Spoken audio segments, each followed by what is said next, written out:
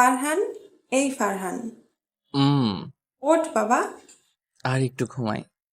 না বাবা, ওঠ তাড়াতাড়ি। তুই না আজ অফিসে যাবি? কয়টা বাজে আম্মু?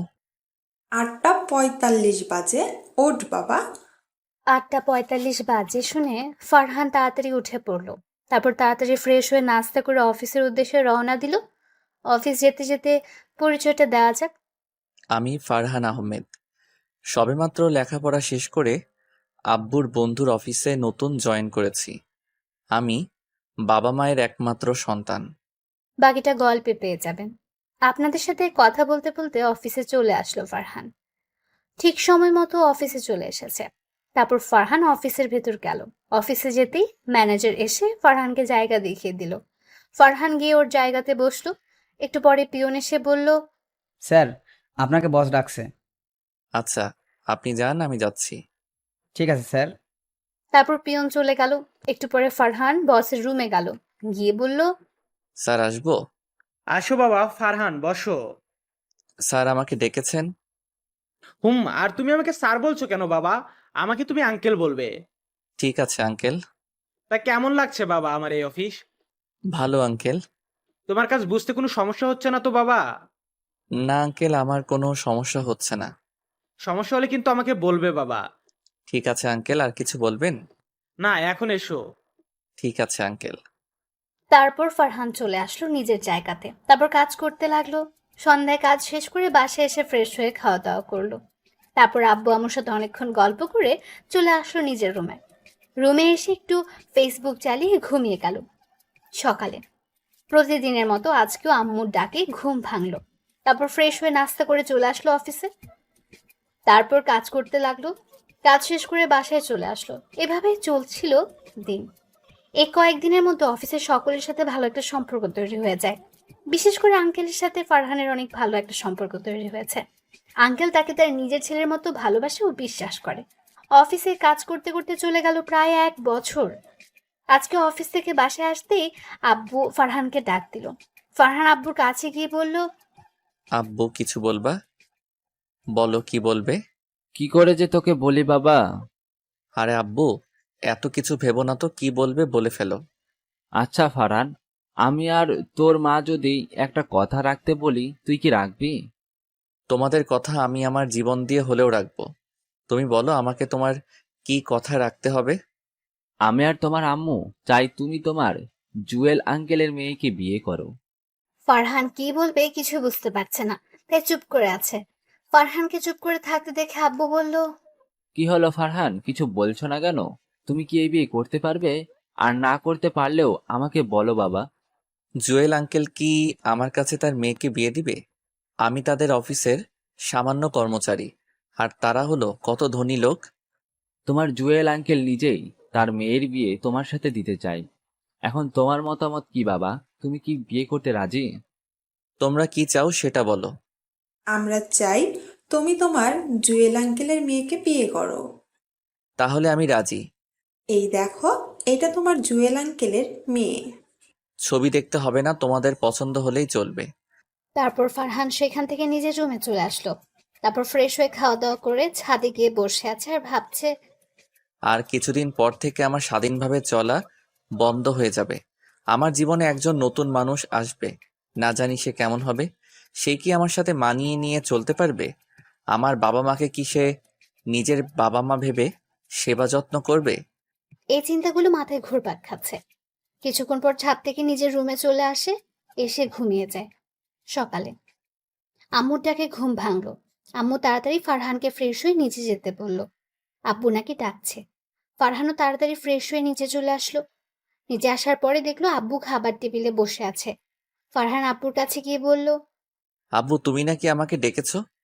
হুম। কেন আব্বু, কিছু বলবে? হুম। আমি আর তোমার আঙ্কেল মিলেই ঠিক করেছি, সামনে শুক্রবার তোমার আর তোমার আঙ্কেলের মেয়ে সোহানার বিয়ে দিব। এত তাড়াতাড়ি কেন আব্বু? তোমার আঙ্কেল নাকি পরের সপ্তাহে বিদেশে চলে যাবেন, তাই বিয়েটা এত তাড়াতাড়ি দিতে বলল। আর তোমাকে এই কয়েকদিন অফিসে যেতে মানা করছে। আচ্ছা, ঠিক আছে। তারপর ফারহান খাওয়া দাওয়া করে বন্ধুদের কাছে আসলো। এসে দেখে সবাই বসে আছে, তাই সবাইকে দাওয়াত দিয়ে বাসায় চলে আসলো। দেখতে দেখতে বিয়ের দিন চলে আসলো। কালকে ফারহানের বিয়ে। তাই ফারহান রাতে বন্ধুদের সাথে কথা বলে সোজা বাসায় এসে খাওয়া দাওয়া করে ঘুমিয়ে গেল। সকালে আম্মুর ডাকে ঘুম ভাঙলো। তারপর ফ্রেশ হয়ে নিচে এসে দেখে অনেক মেহমান এসেছে। তারপর সেও খাওয়া দাওয়া করে রুমে এসে বসে রইল। দুপুরে আব্বুর রুমে আসলো এবং বিয়ের পাঞ্জাবি দিয়ে গেল এবং তাড়াতাড়ি রেডি হয়ে নিচে যেতে বলল। কিছুক্ষণ পর ফারহান রেডি হয়ে নিচে গেল। তারপর সবার সাথে আঙ্কেলদের বাসার দিকে রওনা দিল। প্রায় 40 মিনিট পর আঙ্কেলদের বাসায় পৌঁছে গেল। এখন ফারহান একা একা বসে আছে আর ওর সব হারামি বন্ধুগুলো চলে গেছে মেয়ে পটাতে। অনেকক্ষণ পরে কাজে এসে বিয়ে পড়িয়ে গেল।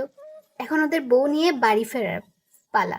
সোহানাকে বিদায় দেওয়ার সময় আঙ্কেল অনেক কান্না করেছিল আর সোহানাও অনেক কান্না করেছে। তারপর সোহানাকে নিয়ে গাড়িতে এসে বসলো। বাসায় ফেরার পথে সোহানার আর ফারহানের মধ্যে কোনো কথা হয়নি। বাসায় এসে পড়েছে। বাসায় আসার পরে সোহানাকে ওর রুমে নিয়ে যাওয়া হলো আর ফারহান চলে গেল ছাদে বন্ধুদের কাছে। বন্ধুদের সাথে কথা বলতে বলতে প্রায় 12টা বেজে গেল। একটু পরে আব্বু কল দিল। কল ধরতেই কোথায় তুমি? এই তো ছাদে। তাড়াতাড়ি নিজের রুমে যাও। তারপর ফারহান ওর রুমের দরজার সামনে চলে আসলো, কিন্তু ভেতরে যেতে অনেক ভয় করছে। অবশেষে সব ভয় কাটিয়ে নিজের রুমে প্রবেশ করলো। বাসঘরে ঢুকতেই বউ বলল, দেখুন, আপনি আমার কাছে আসবেন না। আমি আপনাকে স্বামী হিসেবে মানতে পারবো না, আর আমি আপনাকে স্বামীর অধিকারও দিতে পারবো না। সোহানার মুখে এমন কথা শুনে ফারহান পুরাই অবাক হয়ে গেল। তারপর নিজেকে একটু স্বাভাবিক করে সোহানাকে বলল, আমাকে আপনি কিসের জন্য স্বামী হিসেবে মানতে পারবেন না, সেই কারণটা কি জানতে পারি? আসলে আমি নীল নামের একটা ছেলেকে অনেক ভালোবাসি। তাহলে আমাকে বিয়ে করলেন কেন? বাবার ভয়ে আমি আপনাকে বিয়ে করেছি। আমাকে বিয়ে না করে ছেলেটার সাথে পালিয়ে যাইতেন। আসলে তার বাবার ব্যবসার জন্য নীল এখন দেশের বাইরে আছে, তাই পালিয়ে যেতে পারিনি। আর বাবার কাছে শুনেছি আপনি অনেক ভালো, তাই ভাবলাম আপনাকে বোঝালে আপনি নিশ্চয়ই বুঝতে পারবেন, তাই আমি আপনাকে বিয়ে করতে রাজি হয়েছি।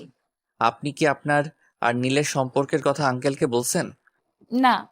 না বলে কেন আমাকে বিয়ে করলেন? জানেন, আপনার আর আমার আব্বু সেই ছোটবেলার বন্ধু। এখন যদি তারা এইসব কথা জানতে পারে তাহলে কতটা কষ্ট পাবে বুঝতে পারছেন? কথা বলছেন না কেন? সোহানাকে কিছু না বলে কান্না করে দিল। আমি এত কিছু বুঝি না, আমি শুধু নীলকে চাই। আর যদি আমি নীলকে না পাই তাহলে এই ছুরি দিয়ে নিজেকে শেষ করে ফেলবো। আপনাকে কিছুই করতে হবে না। আপনি আপনার নীলের কাছে যেতে পারবেন, কিন্তু একটা শর্ত আছে। বলেন কি শর্ত? আমি নীলের জন্য সব শর্ত মানতে রাজি আছি। শর্তটা হলো আমাদের মাঝে যে কোনো সম্পর্ক নেই সেটা কাউকে বুঝতে দিতে পারবেন না। যতদিন এই বাড়িতে থাকবেন ততদিন আমার মা বাবাকে আপনার মা বাবা মনে করে সেবা যত্ন করতে হবে। আপনি কি আমার শর্ত মানতে পারবেন? পারবো। আচ্ছা নীল, কতদিন পরে দেশে আসবে? 7 মাস। ও, এখন ঘুমান তাহলে। আচ্ছা। তারপর ফারহান বিছনা থেকে একটা বালিশ আর একটা চাদর নিয়ে সোফায় গিয়ে শুয়ে পড়লো আর সোহানা খাটে গিয়ে শুয়ে পড়লো। ফারহান সোফাতে শুয়ে শুয়ে ভাবতে লাগলো, জীবনে কোনো মেয়ের সাথে প্রেম করলাম না, শুধু বিয়ের পরে বউয়ের সাথে প্রেম করব বলে, নিজের সবটুকু দিয়ে বউকে ভালোবাসবো বলে। আর সেই বউ কিনা আমাকে স্বামী হিসেবে মানে না। হায় রে কপাল! এগুলো ভাবতেই চোখ দিয়ে দু ফোঁটা কষ্টের অশ্রু চোখের একটা কোণা দিয়ে বাহির হয়ে গেল। ফারহান চোখের জলগুলো মুছে ঘুমানোর চেষ্টা করতে থাকলো, কিন্তু কিছুতেই চোখে ঘুম আসছে না। শুধু বুকের বাম পাশে চিনচিনে ব্যথা করছে আর চোখ দিয়ে নোনা পানি পড়ছে। চোখের পানি মুছতে মুছতে কখন যে ঘুমিয়ে গেছে মনে নেই। ফজরের আজানের সময় ফারহানের ঘুমটা ভেঙে গেল। ফ্রেশ হয়ে অজু করে চলে গেল নামাজ পড়তে। তারপর মসজিদে গিয়ে নামাজ পড়ে চলে আসলো বাসাতে। বাসায় আসার পরে চলে আসলো নিজের রুমে গিয়ে দেখে সোহানা ঘুম থেকে উঠে কার সাথে যেন হেসে হেসে কথা বলছে। ফারহান সেদিকে খেয়াল না করে চলে গেল ছাদে বসে আছে। এমন সময় সোহানা ওর কাছে আসলো আর পাশে দাঁড়ালো। ফারহান সোহানাকে দেখে বলল, কি সোহানা, কিছু বলবেন? হুম কি বলবেন বলেন। আসলে ফারহান, আপনি কিছু মনে করবেন না আমার কথাতে। আরে বলেন তো, আমি কিছু মনে করব না। প্লিজ, আপনি যত তাড়াতাড়ি পারেন আমার আর আপনার ডিভোর্সের ব্যবস্থা করুন, প্লিজ। সোহানার মুখে এই কথাটা শোনার পরে অনেক কষ্ট পেল ফারহান। আসলে ফারহান নিজের জন্য কষ্ট পাচ্ছে না, ওর কষ্ট হচ্ছে ওর আব্বু আম্মুর কথা ভেবে। তারা যদি জানতে পারে যে তার ছেলের বউ বিয়ের একদিন পরে ডিভোর্স চেয়েছে, তাহলে তারা কতটা কষ্ট পাবে। নিজেকে তারা অনেক বড় অপরাধী মনে করবে, কারণ তাদের কারণে ফারহান এই বিয়েটা করেছে। এগুলো ভাবতেই চোখ দিয়ে কয়েক ফোঁটা জল মাটিতে গড়িয়ে পড়লো। ফারহান তাড়াতাড়ি চোখের জল মুছে বলল, এখন আমি আপনাকে ডিভোর্স দিতে পারবো না। কথাটা বলার সাথে সাথে ঠাস ঠাস করে সোহানা ফারহানকে দুটো থাপ্পড় দিল। ফারহান গালে হাত দিয়ে বসে পড়ল। থাপ্পড় দুটো এত জোরে লেগেছে যে ঠোঁট কেটে রক্ত বের হয়ে গেছে। ফারহান থাপ্পড় খেয়ে বসে আছে। তখন সোহানা বলল, ছোট লোকের বাচ্চা, তো সাহস কত বড়! তুই আমার মুখের উপরে কথা বলিস? তোকে একটা ভালো মানুষ মনে করেছিলাম, কিন্তু আমার জানা ছিল না যে কোনো ছোট লোক কখনো ভালো মানুষ হতে পারে না। আর তুই আজকের পরে আমার ধারে কাছেও আসবি না, আর যত তাড়াতাড়ি পারিস আমাকে ডিভোর্স দিয়ে দিবি। কথাটা যেন মনে থাকে। এই কথাগুলো বলে সোহানা নিচে চলে গেল, আর ফারহান সেখানে বসে রইল আর কিছুক্ষণ আগে ঘটে যাওয়া ঘটনাগুলো ভাবতে থাকলো। সোহানার বলা কথাগুলো ভাবতে চোখে পানি চলে আসলো। অনেকক্ষণ ছাদের একটা কোণাতে বসে কান্না করলো। তারপর নিজের রুমে এসে চলে গেল ওয়াশরুমে। অনেকক্ষণ ওয়াশরুমের ভেতরে গিয়েও কান্না করলো। তারপর চোখ মুখে পানি দিয়ে বাইরে চলে আসলো। এসে সোফাতে বসে আছে, তখনই আম্মু আসলো খাবার খাওয়ার জন্য ডাকতে। ফারহান আম্মুকে বলল, আসছি, তুমি যাও। তারপর আম্মু চলে গেল। বারান্দাতে সোহানার কার সাথে যেন অনেকক্ষণ হেসে হেসে ফোনে কথা বলছে। ফারহান গিয়ে সোহানাকে ডাক দিয়ে বলল, সোহানা আম্মু আপনাকে আর আমাকে খাবার খাওয়ার জন্য নিচে ডেকেছে। তুই যা, আমি পরে খাবো। দুজনকে একসাথে যেতে বলছে। আমি এখন নীলের সাথে কথা বলতেছি, এখন যেতে পারবো না, তুই যা। পরে কথা বললেন, এখন চলেন। তোকে যেতে বলছি না? আমাকে এত ডাকতেছিস কেন? দেখছিস না আমি নীলের সাথে কথা বলতেছি? ঠাস ঠাস করে চল লাগালো। ফারহান গালে হাত দিয়ে চুপ করে দাঁড়িয়ে থাকলো। কিরে, এখনো এখানে দাঁড়িয়ে আছিস কেন? যা, আমি নীলের সাথে কথা বলে একটু পরে আসছি। তারপর ফারহান কিছু না বলে মাথাটা নিচু করে নিচে চলে আসলো। নিচে আসতে আম্মু বলল, কিরে ফারহান, বৌমা কোথায়? আসলে আম্মু, সোহানার নাকি শরীরটা ভালো লাগতেছে না, তাই শুয়ে আছে। আর আমাকে বলছে আমি খেয়ে যেন ওর জন্য খাবার নিয়ে যাই। ও, তারপর ফারহান খেতে থাকলো।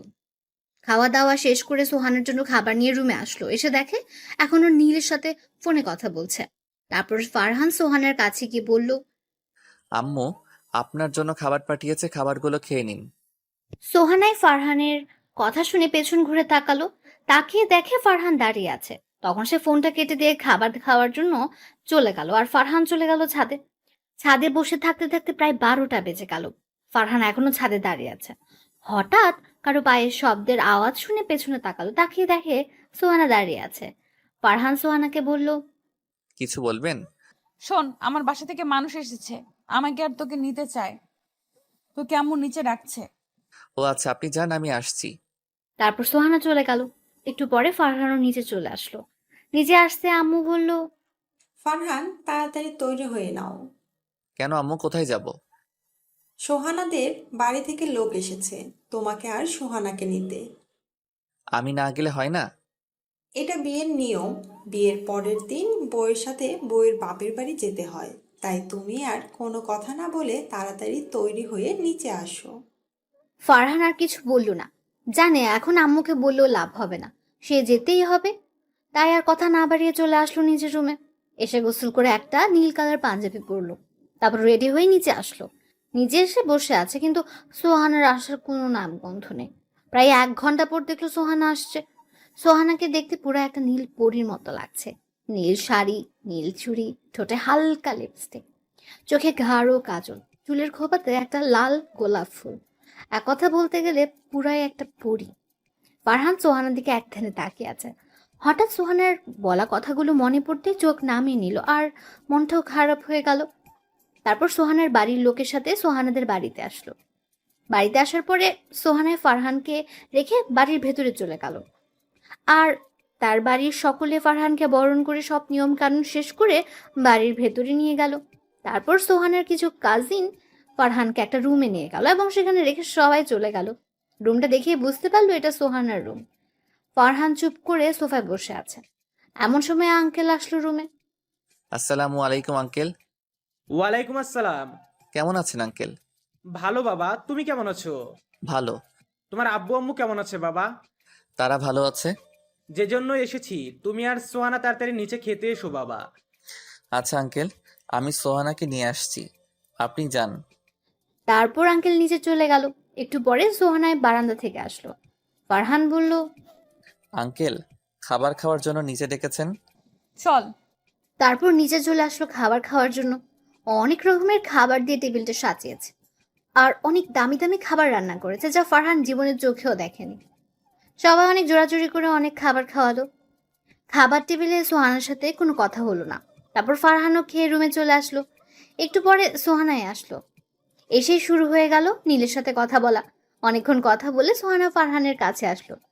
সোহানা কাছে এসে বলল, ওই শোন, জি বলেন। কালকে বিকেলে তোদের বাসায় যাওয়ার সময় একটা জায়গায় যাব, কোথায় যাবেন? উকিলের কাছে। উকিলের কাছে যাবেন কেন? তোর আর আমার ডিভোর্সের জন্য। ফারহান আর কিছু বলল না, শুধু মাথাটা ঝুলিয়ে হ্যাঁ বলে দিল। তারপর সোহানা আবার চলে গেল নীলের সাথে কথা বলতে, আর ফারহান চলে আসলো ছাদে। ছাদে এসে দেখে আকাশে আজকে চাঁদ উঠেছে। ফারহান ছাদের একটা কোণাতে গিয়ে আকাশের দিকে তাকিয়ে রইল। আজকে আকাশে অনেক তারা উঠেছে, আর হাজার তারার মাঝে একটা চাঁদ পুরো আকাশটাকে আলো দিয়ে আলোকিত করে রেখেছে। ফারহান আকাশের দিকে তাকিয়ে সোহানার বলা কথাগুলো ভাবতে লাগলো। ভাবছে, আমি কি এতই খারাপ যে আমাকে স্বামী হিসেবে মানা যায় না? জীবনে কখনো কারোর সাথে প্রেম করলাম না, শুধু বিয়ের পরে নিজের বউকে সবটা দিয়ে ভালোবাসবো বলে। আর সেই বউ আজকে আমাকে স্বামী হিসেবে মানতে পারে না। আমার কথা না হয় বাদ দিলাম, যদি আমার আব্বু আম্মু জানতে পারে যে তাদের পছন্দ করা মেয়ে তার ছেলেকে স্বামী হিসেবে মানে না, তখন তো তারা অনেক কষ্ট পাবে। আমার থেকেও বেশি কষ্ট পাবে তারা। আমি ছেলে হয়ে কিভাবে বাবা মাকে কষ্ট দিব? না, যে করে হোক সোহানার মনে আমার প্রতি ভালোবাসা জন্মাতেই হবে। আমাকে তার মন জয় করতেই হবে। শত অপমানের পরেও তার সাথে থাকতে হবে। আকাশের দিকে তাকিয়ে আছে আর এগুলো মনে মনে ভাবছে। হঠাৎ পেছনে কারো পায়ের শব্দ পেল, তাই তাড়াতাড়ি চোখের পানি মুছে ফেললো। তারপর পেছনে তাকিয়ে দেখে সোহানা আসছে। এসে বলল, কিরে, এত রাতে তুই এখানে কি করিস? এই তো রাতের আকাশটা দেখতেছিলাম। চল নিচে চল। ফারহান আর কিছু না বলে নিজের রুমে এসে পড়ল। তারপর বলল, আপনার রুমে তো কোনো চাদর নেই, আমি কিভাবে ঘুমাবো? আজকে চাদর ছাড়াই ঘুমা। এই শীতের মধ্যে কিভাবে চাদর ছাড়া ঘুমাবো? কিচ্ছু করার নেই, চাদর ছাড়াই আজকে থেকে ঘুমাতে হবে। ফারহান আর কিছু না বলে সোফাতে গিয়ে শুয়ে পড়লো। সোহানাও খাটে গিয়ে শুয়ে পড়লো। একটু পরে সোহানা ঘুমিয়ে গেল, আর ফারহান সোহানার ঘুমন্ত মুখটার দিকে তাকিয়ে রইল। সোহানা এমনিতে অনেক সুন্দর। জানলা খোলা থাকার কারণে চাঁদের আলো সোজা এসে সোহানার মুখে পড়ছে, আর সোহানার সৌন্দর্যটা দ্বিগুণ করে দিচ্ছে।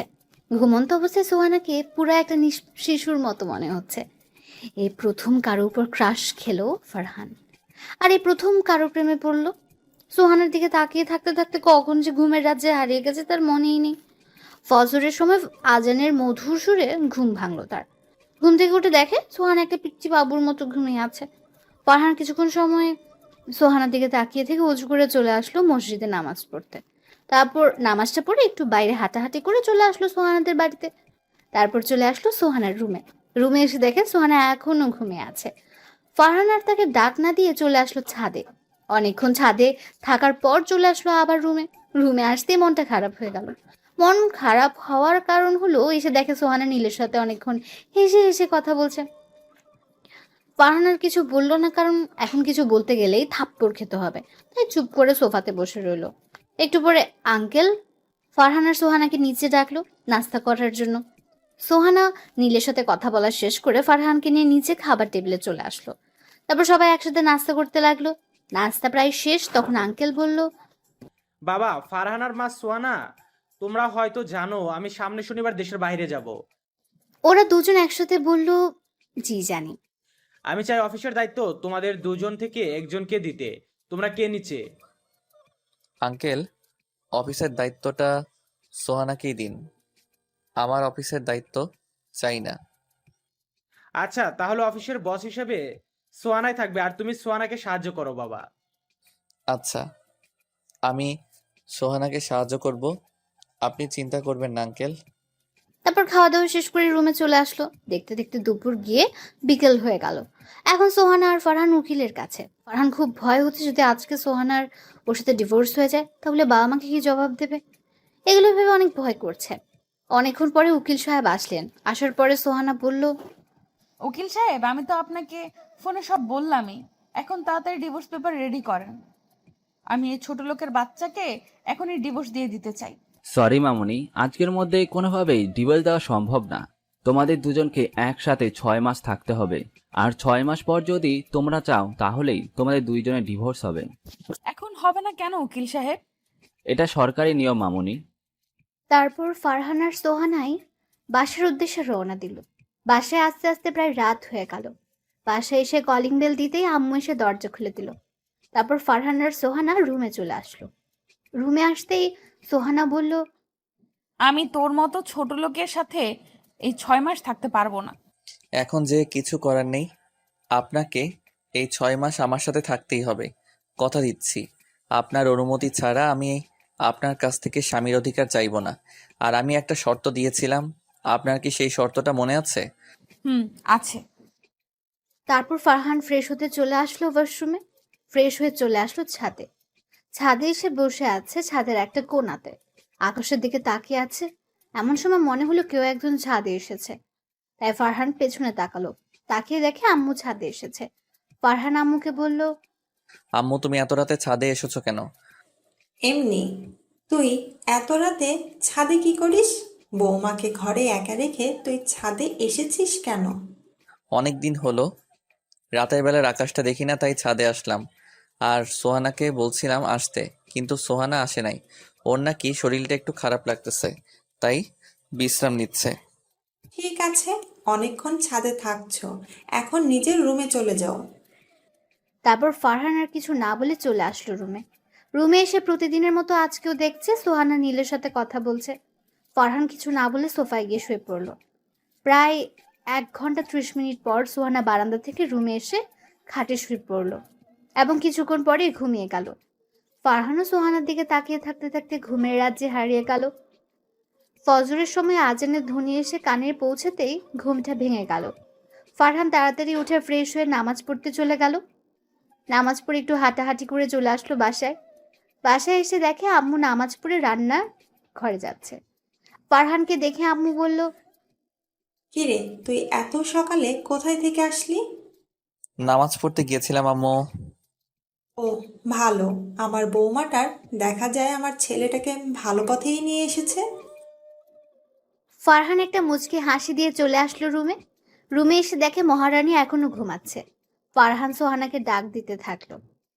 সোহানা, এই সোহানা, শুনছেন? সোহানা কোনো সাড়া শব্দ করছে না দেখে সোহানাকে একটু ধাক্কা দিয়ে ডাকলো। সোহানা, এই সোহানা, ওঠেন, আজকে তো অফিস আছে, তাড়াতাড়ি ওঠেন। সোহানা জেগে গেল। ফারহান তার শরীর স্পর্শ করেছে বলে ঠাস ঠাস করে সোহানা ওকে 4টা থাপ্পড় দিল আর বলল, ছোট লোকের বাচ্চা, তুই আমাকে টাচ করলি কেন? এই, তুই আমাকে কথা দিয়েছিস। আসলে তোর মতো ছোট লোককে আমি কেন যে বিয়ে করতে গেলাম? তোরা বড়লোক মানুষ দেখলেই সুযোগ নেওয়ার চেষ্টা করিস। আরো অনেক কিছু বলল। তারপর ফ্রেশ হতে চলে গেল। আর ফারহান সেখানে গালে হাত দিয়ে দাঁড়িয়ে রইল। তার ঠোঁট কেটে গিয়ে রক্ত পড়ছে আর চোখ দিয়ে 2 ফোঁটা নোনা জল গড়িয়ে নিচে পড়ে গেল। ফারহান তৈরি হয়ে না খেয়ে অফিসে চলে আসলো। না খাওয়ার কারণ হলো, যদি খাবার খেতে টেবিলে যেত তখন আম্মু আর আব্বু ঠোঁটে যে কেটে গেছে তা দেখে ফেলতো, আর আম্মু বুঝে যেত সোহানায় থাপ্পড় দিয়েছে। তাই না খেয়ে অফিসে চলে আসলো। অফিসে এসে নিজের জায়গাতে বসে কাজ করছে। এমন সময় আঙ্কেল আর সোহানা অফিসে প্রবেশ করলো। একটু পরে সবাইকে একটা রুমে ডাকা হলো। ওরা সবাই সেই রুমে গেল। তারপর আঙ্কেল বলল, আজকের পর থেকে আমি আর অফিসে আসবো না। আমার জায়গাতে আমার মেয়ে বসবে এবং এই অফিসে দেখাশোনা করবে। আশা করি আপনারা সকলেই আমার মেয়েকে সকল কাজে সাহায্য করবেন। তারপর আঙ্কেল চলে গেলেন বাসায় আর সবাই সবার জায়গাতে চলে গেল। ফারহানও ওর জায়গাতে এসে কাজ করতে থাকলো। এমন সময় পিয়ন এসে বলল, স্যার, আপনাকে একটু ম্যাডাম ডেকেছে। তারপর ফারহান বসের রুমের সামনে গিয়ে বলল, ম্যাম, আসবো? আসেন। ম্যাম, আমাকে আপনি ডেকেছেন? এখানে এই ফাইলগুলো আছে, আজকের মধ্যে কমপ্লিট করে জমা দিবেন। অনেকগুলো ফাইল ওর দিকে এগিয়ে দিয়ে। ম্যাডাম, আজকের মধ্যে এতগুলো ফাইল কমপ্লিট করা তো সম্ভব না। সম্ভব না কেন? আজকের মধ্যে বলেছি তো, আজকের মধ্যে এই ফাইলগুলো কমপ্লিট করে দিবেন। যতক্ষণ ফাইল কমপ্লিট না হয় ততক্ষণ আপনার ছুটি নাই। ফারহান আর কিছু বলল না। ফাইলগুলো নিয়ে চলে আসলো নিজের জায়গায়। তারপর কাজ করতে থাকলো। কাজ করতে করতে দুপুর হয়ে গেল। সবাই দুপুরের খাবার খাওয়ার জন্য গেল, কিন্তু ফারহান গেল না, কাজ করতে থাকলো। কাজ শেষ করতে করতে রাত 9টা বেজে গেল। সবাই চলে গেছে, শুধু ফারহান, পিয়ন আর সোহানাকে ছাড়া। ফারহান ফাইলগুলো জমা দিয়ে যখন আসতে যাবে, তখন পিয়ন বলল, স্যার, আপনাকে একটু ম্যাডাম ডেকেছে। ফারহান তাড়াতাড়ি ম্যাডামের রুমে গেল, গিয়ে বলল, ম্যাডাম আসবো? আসেন। জি ম্যাডাম, বলুন কেন ডেকেছেন? ফাইলগুলো কমপ্লিট হয়েছে? হুম। ভালো। এখন এই ফাইলগুলো দেখছেন, এগুলো নিয়ে যান, কালকের মধ্যে কমপ্লিট করে দিবেন। ফারহান কিছু বলল না। ফাইলগুলো নিয়ে অফিস থেকে চলে আসলো। এসে রিক্সার জন্য দাঁড়িয়ে রইলো। কিছুক্ষণ পরে দেখলো সোহানার গাড়ি নিয়ে বের হচ্ছে। ফারহান ভাবছিল ওকেও সাথে করে নিয়ে যাবে, কিন্তু সোহানা ফারহানকে তার সাথে বাসায় নিয়ে গেল না। অনেকক্ষণ দাঁড়িয়ে থাকার পর একটা রিক্সা আসলো, সেটা নিয়ে ফারহান বাসায় চলে আসলো। বাসায় এসে ফ্রেশ হয়ে খাওয়া দাওয়া করে চলে গেল ছাদে। অনেকক্ষণ আকাশের দিকে তাকিয়ে থেকে চলে আসলো রুমে। রুমে এসে দেখলো সোহানা নীলের সাথে অনেক হাসাহাসি করে বারান্দায় বসে ফোনে কথা বলছে। ফারহান আর সেদিকে খেয়াল না করে ফাইলগুলো নিয়ে বসলো। একটু পরে সোহানা এসে শুয়ে পড়লো, আর ফারহান ফাইলগুলো কমপ্লিট করতে থাকলো। ফাইল দেখতে দেখতে প্রায় রাত 2টা বেজে গেছে। একটু পরে সবগুলো ফাইল কমপ্লিট করা হলো। ফারহান আর ঘুমালো না, চলে গেল ছাদে 1 কাপ কফি নিয়ে। ছাদের একটা কোণায় বসে কফি খাচ্ছে আর আকাশের চারটার দিকে তাকিয়ে আছে আর ভাবছে, আজকে যদি সোহানাই আমাকে স্বামী হিসেবে মানতো, তাহলে এখন সোহানার কোলে মাথা দিয়ে আকাশের চাঁদটা দেখা হতো। আমার সাথে কেন এমন হলো? কি দোষ করছিলাম আমি? কারো ক্ষতিও তো কখনো করি নাই, তাহলে কেন আমার সাথে এমন হলো? আমি কি এতই খারাপ যে আমাকে স্বামী হিসেবে মানাই যায় না? সোহানাই আমার সাথে এমন কেন করে? আমি তো তার কাছ থেকে স্বামীর অধিকারও চাই নাই, তাহলে কেন এমন করে? এগুলো ভাবতে ভাবতে চোখ দিয়ে কয়েক ফোঁটা অশ্রু গড়িয়ে মাটিতে পড়লো। আর অনেক কিছু ভাবতে ভাবতে কখন যে ছাদে ঘুমিয়ে গিয়েছে মনে নেই। সকালবেলা আশেপাশে পাখির আওয়াজে ঘুমটা ভেঙে গেল। চারপাশে তাকিয়ে দেখে ছাদের একটা কোণায় ঘুমিয়েছিল। তারপর নিচে চলে আসলো, এসে ফ্রেশ হয়ে নাস্তা করে অফিসের জন্য রেডি হলো। তারপর ফাইলগুলো নিয়ে চলে আসলো অফিসে। অফিসে এসে দেখে 10 মিনিট লেট হয়ে গেছে। ফারহান ওর জায়গাতে বসতে পিয়ন বলল সোহানা নাকি ডেকেছে। ফারহান ফাইলগুলো নিয়ে সোহানার রুমে গিয়ে বলল, ম্যাডাম আসবো? আসেন, বসেন। ম্যাডাম ডেকেছেন আমাকে? অফিসে লেট করে আসলেন কেন? আসলে ম্যাডাম, কালকে রাতে ফাইলগুলো দেখতে দেখতে অনেক রাত হয়ে যায়, তাই আসলে আসতে একটু লেট হলো। ফাইলগুলো দেখি। ফারহান ফাইলগুলো সোহানার কাছে দিল। সোহানা ফাইলগুলো দেখার পর ওর মুখের মধ্যে ছুঁড়ে মারলো আর বলল, কি দেখেছেন ফাইলের মধ্যে? এত ভুল কেন? ম্যাডাম, আপনার মনে হয় দেখতে একটু ভুল হয়েছে, একটু ভালো করে দেখুন। তো সাহস কি করে হয় অফিসের সামান্য একটা কর্মচারী হয়ে আমার মুখের উপরে কথা বলিস? সরি ম্যাডাম, আর হবে না। তারপর ফাইলগুলো নিয়ে সেখান থেকে নিজের জায়গাতে চলে আসলো। এসে মাথাটা টেবিলের নিচে দিয়ে অনেকক্ষণ কান্না করলো। তারপর আবার ফাইলগুলো দেখতে লাগলো। ফাইলগুলো দেখার সময় দেখলো সামান্য কিছু ভুল আছে, যা না ধরলেও চলে। আর এই সামান্য ভুলের জন্য সোহানা এমন ভাবে মারলো, ভাবতেই চোখ দিয়ে পানি চলে আসলো। তারপর চোখের পানি মুছে পিয়নকে দিয়ে ফাইলগুলো সোহানার রুমে পাঠিয়ে দিল। তারপর কাজ করতে থাকলো। শরীরটা ভালো লাগছে না বলে দুপুরে সোহানার রুমে গেল, গিয়ে বলল, ম্যাডাম আসতে পারি? জি আসুন। ফারহান ভেতরে যাওয়ার পর বলল, কিছু বলবেন? ম্যাডাম, আমার শরীরটা অনেক খারাপ লাগতেছে, আমাকে কি আজকের জন্য ছুটি দেওয়া যাবে? সকালবেলা এমনিতেই আসছেন লেট করে, এখন আবার ছুটি চাচ্ছেন? অফিস থেকে কি পেয়েছেন? কোনো ছুটি নেই, যান গিয়ে কাজ করুন। ফারহান আর কিছু বলল না, চলে আসলো নিজের জায়গাতে। এসে ভাল লাগছে না বলে মাথা নিচু করে বসে আছে। এমন সময় কে যেন বলল অফিসে আসছেন কি ঘুমানোর জন্য। এমন কথা শুনে মাথাটা উঠিয়ে সামনে তাকিয়ে দেখে সোহানা দাঁড়িয়ে আছে। ফারহান সোহানাকে দেখে মাথাটা নিচু করে দাঁড়িয়ে গেল।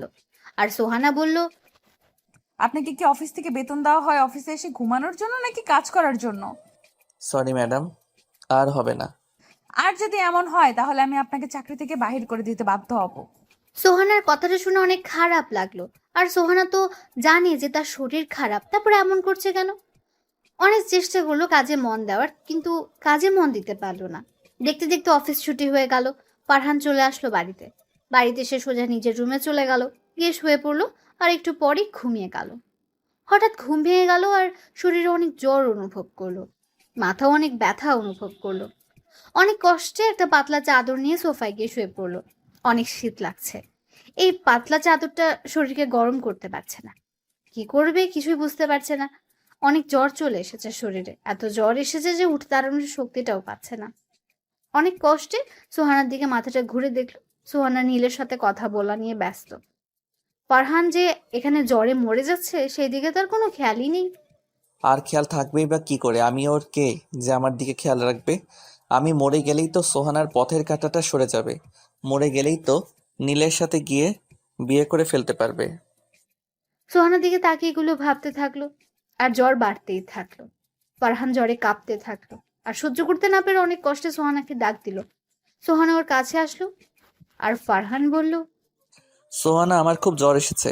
তুমি কি আমাকে একটু বাটি দিয়ে একটু পানি দিতে পারবে? সোহানা ওর কথা শুনে ছোট একটা বাটি দিয়ে একটু পানি দিল, তারপর আবার চলে গেল নীলের সাথে কথা বলতে। আর ফারহান তার পকেট থেকে রুমালটা বের করে সেটা ভিজে নিজে নিজে মাথায় দিতে লাগলো। অনেকক্ষণ দেওয়ার পর জ্বর একটু কমলো, কিন্তু শুতে কাঁপুনিটা কমলো না। ফারহান শীতে কাঁপছে, আর সোহানা নীলের সাথে কথা বলছে। এটা দেখে অনেক কষ্ট হলো তার। যদি আজ সোহানাই আমাকে স্বামী হিসেবে মানতো, তাহলে হয়তো শীতের মধ্যে এত কষ্ট আমাকে করতে হতো না। যদি সে আমার স্ত্রী হতো, তাহলে এখন আমার সেবা করত, পরপুরুষের সাথে ফোনে কথা বলতো না। আজ গরিব বলে সোহানাই আমাকে স্বামী হিসেবে মানতে পারছে না।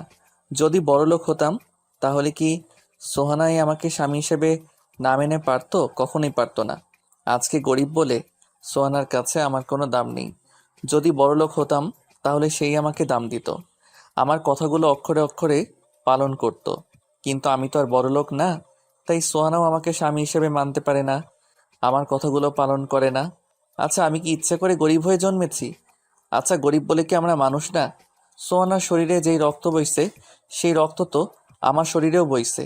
তাহলে সোহানা এত অহংকারী কেন? কেন গরিবদের মানুষ মনে করে না?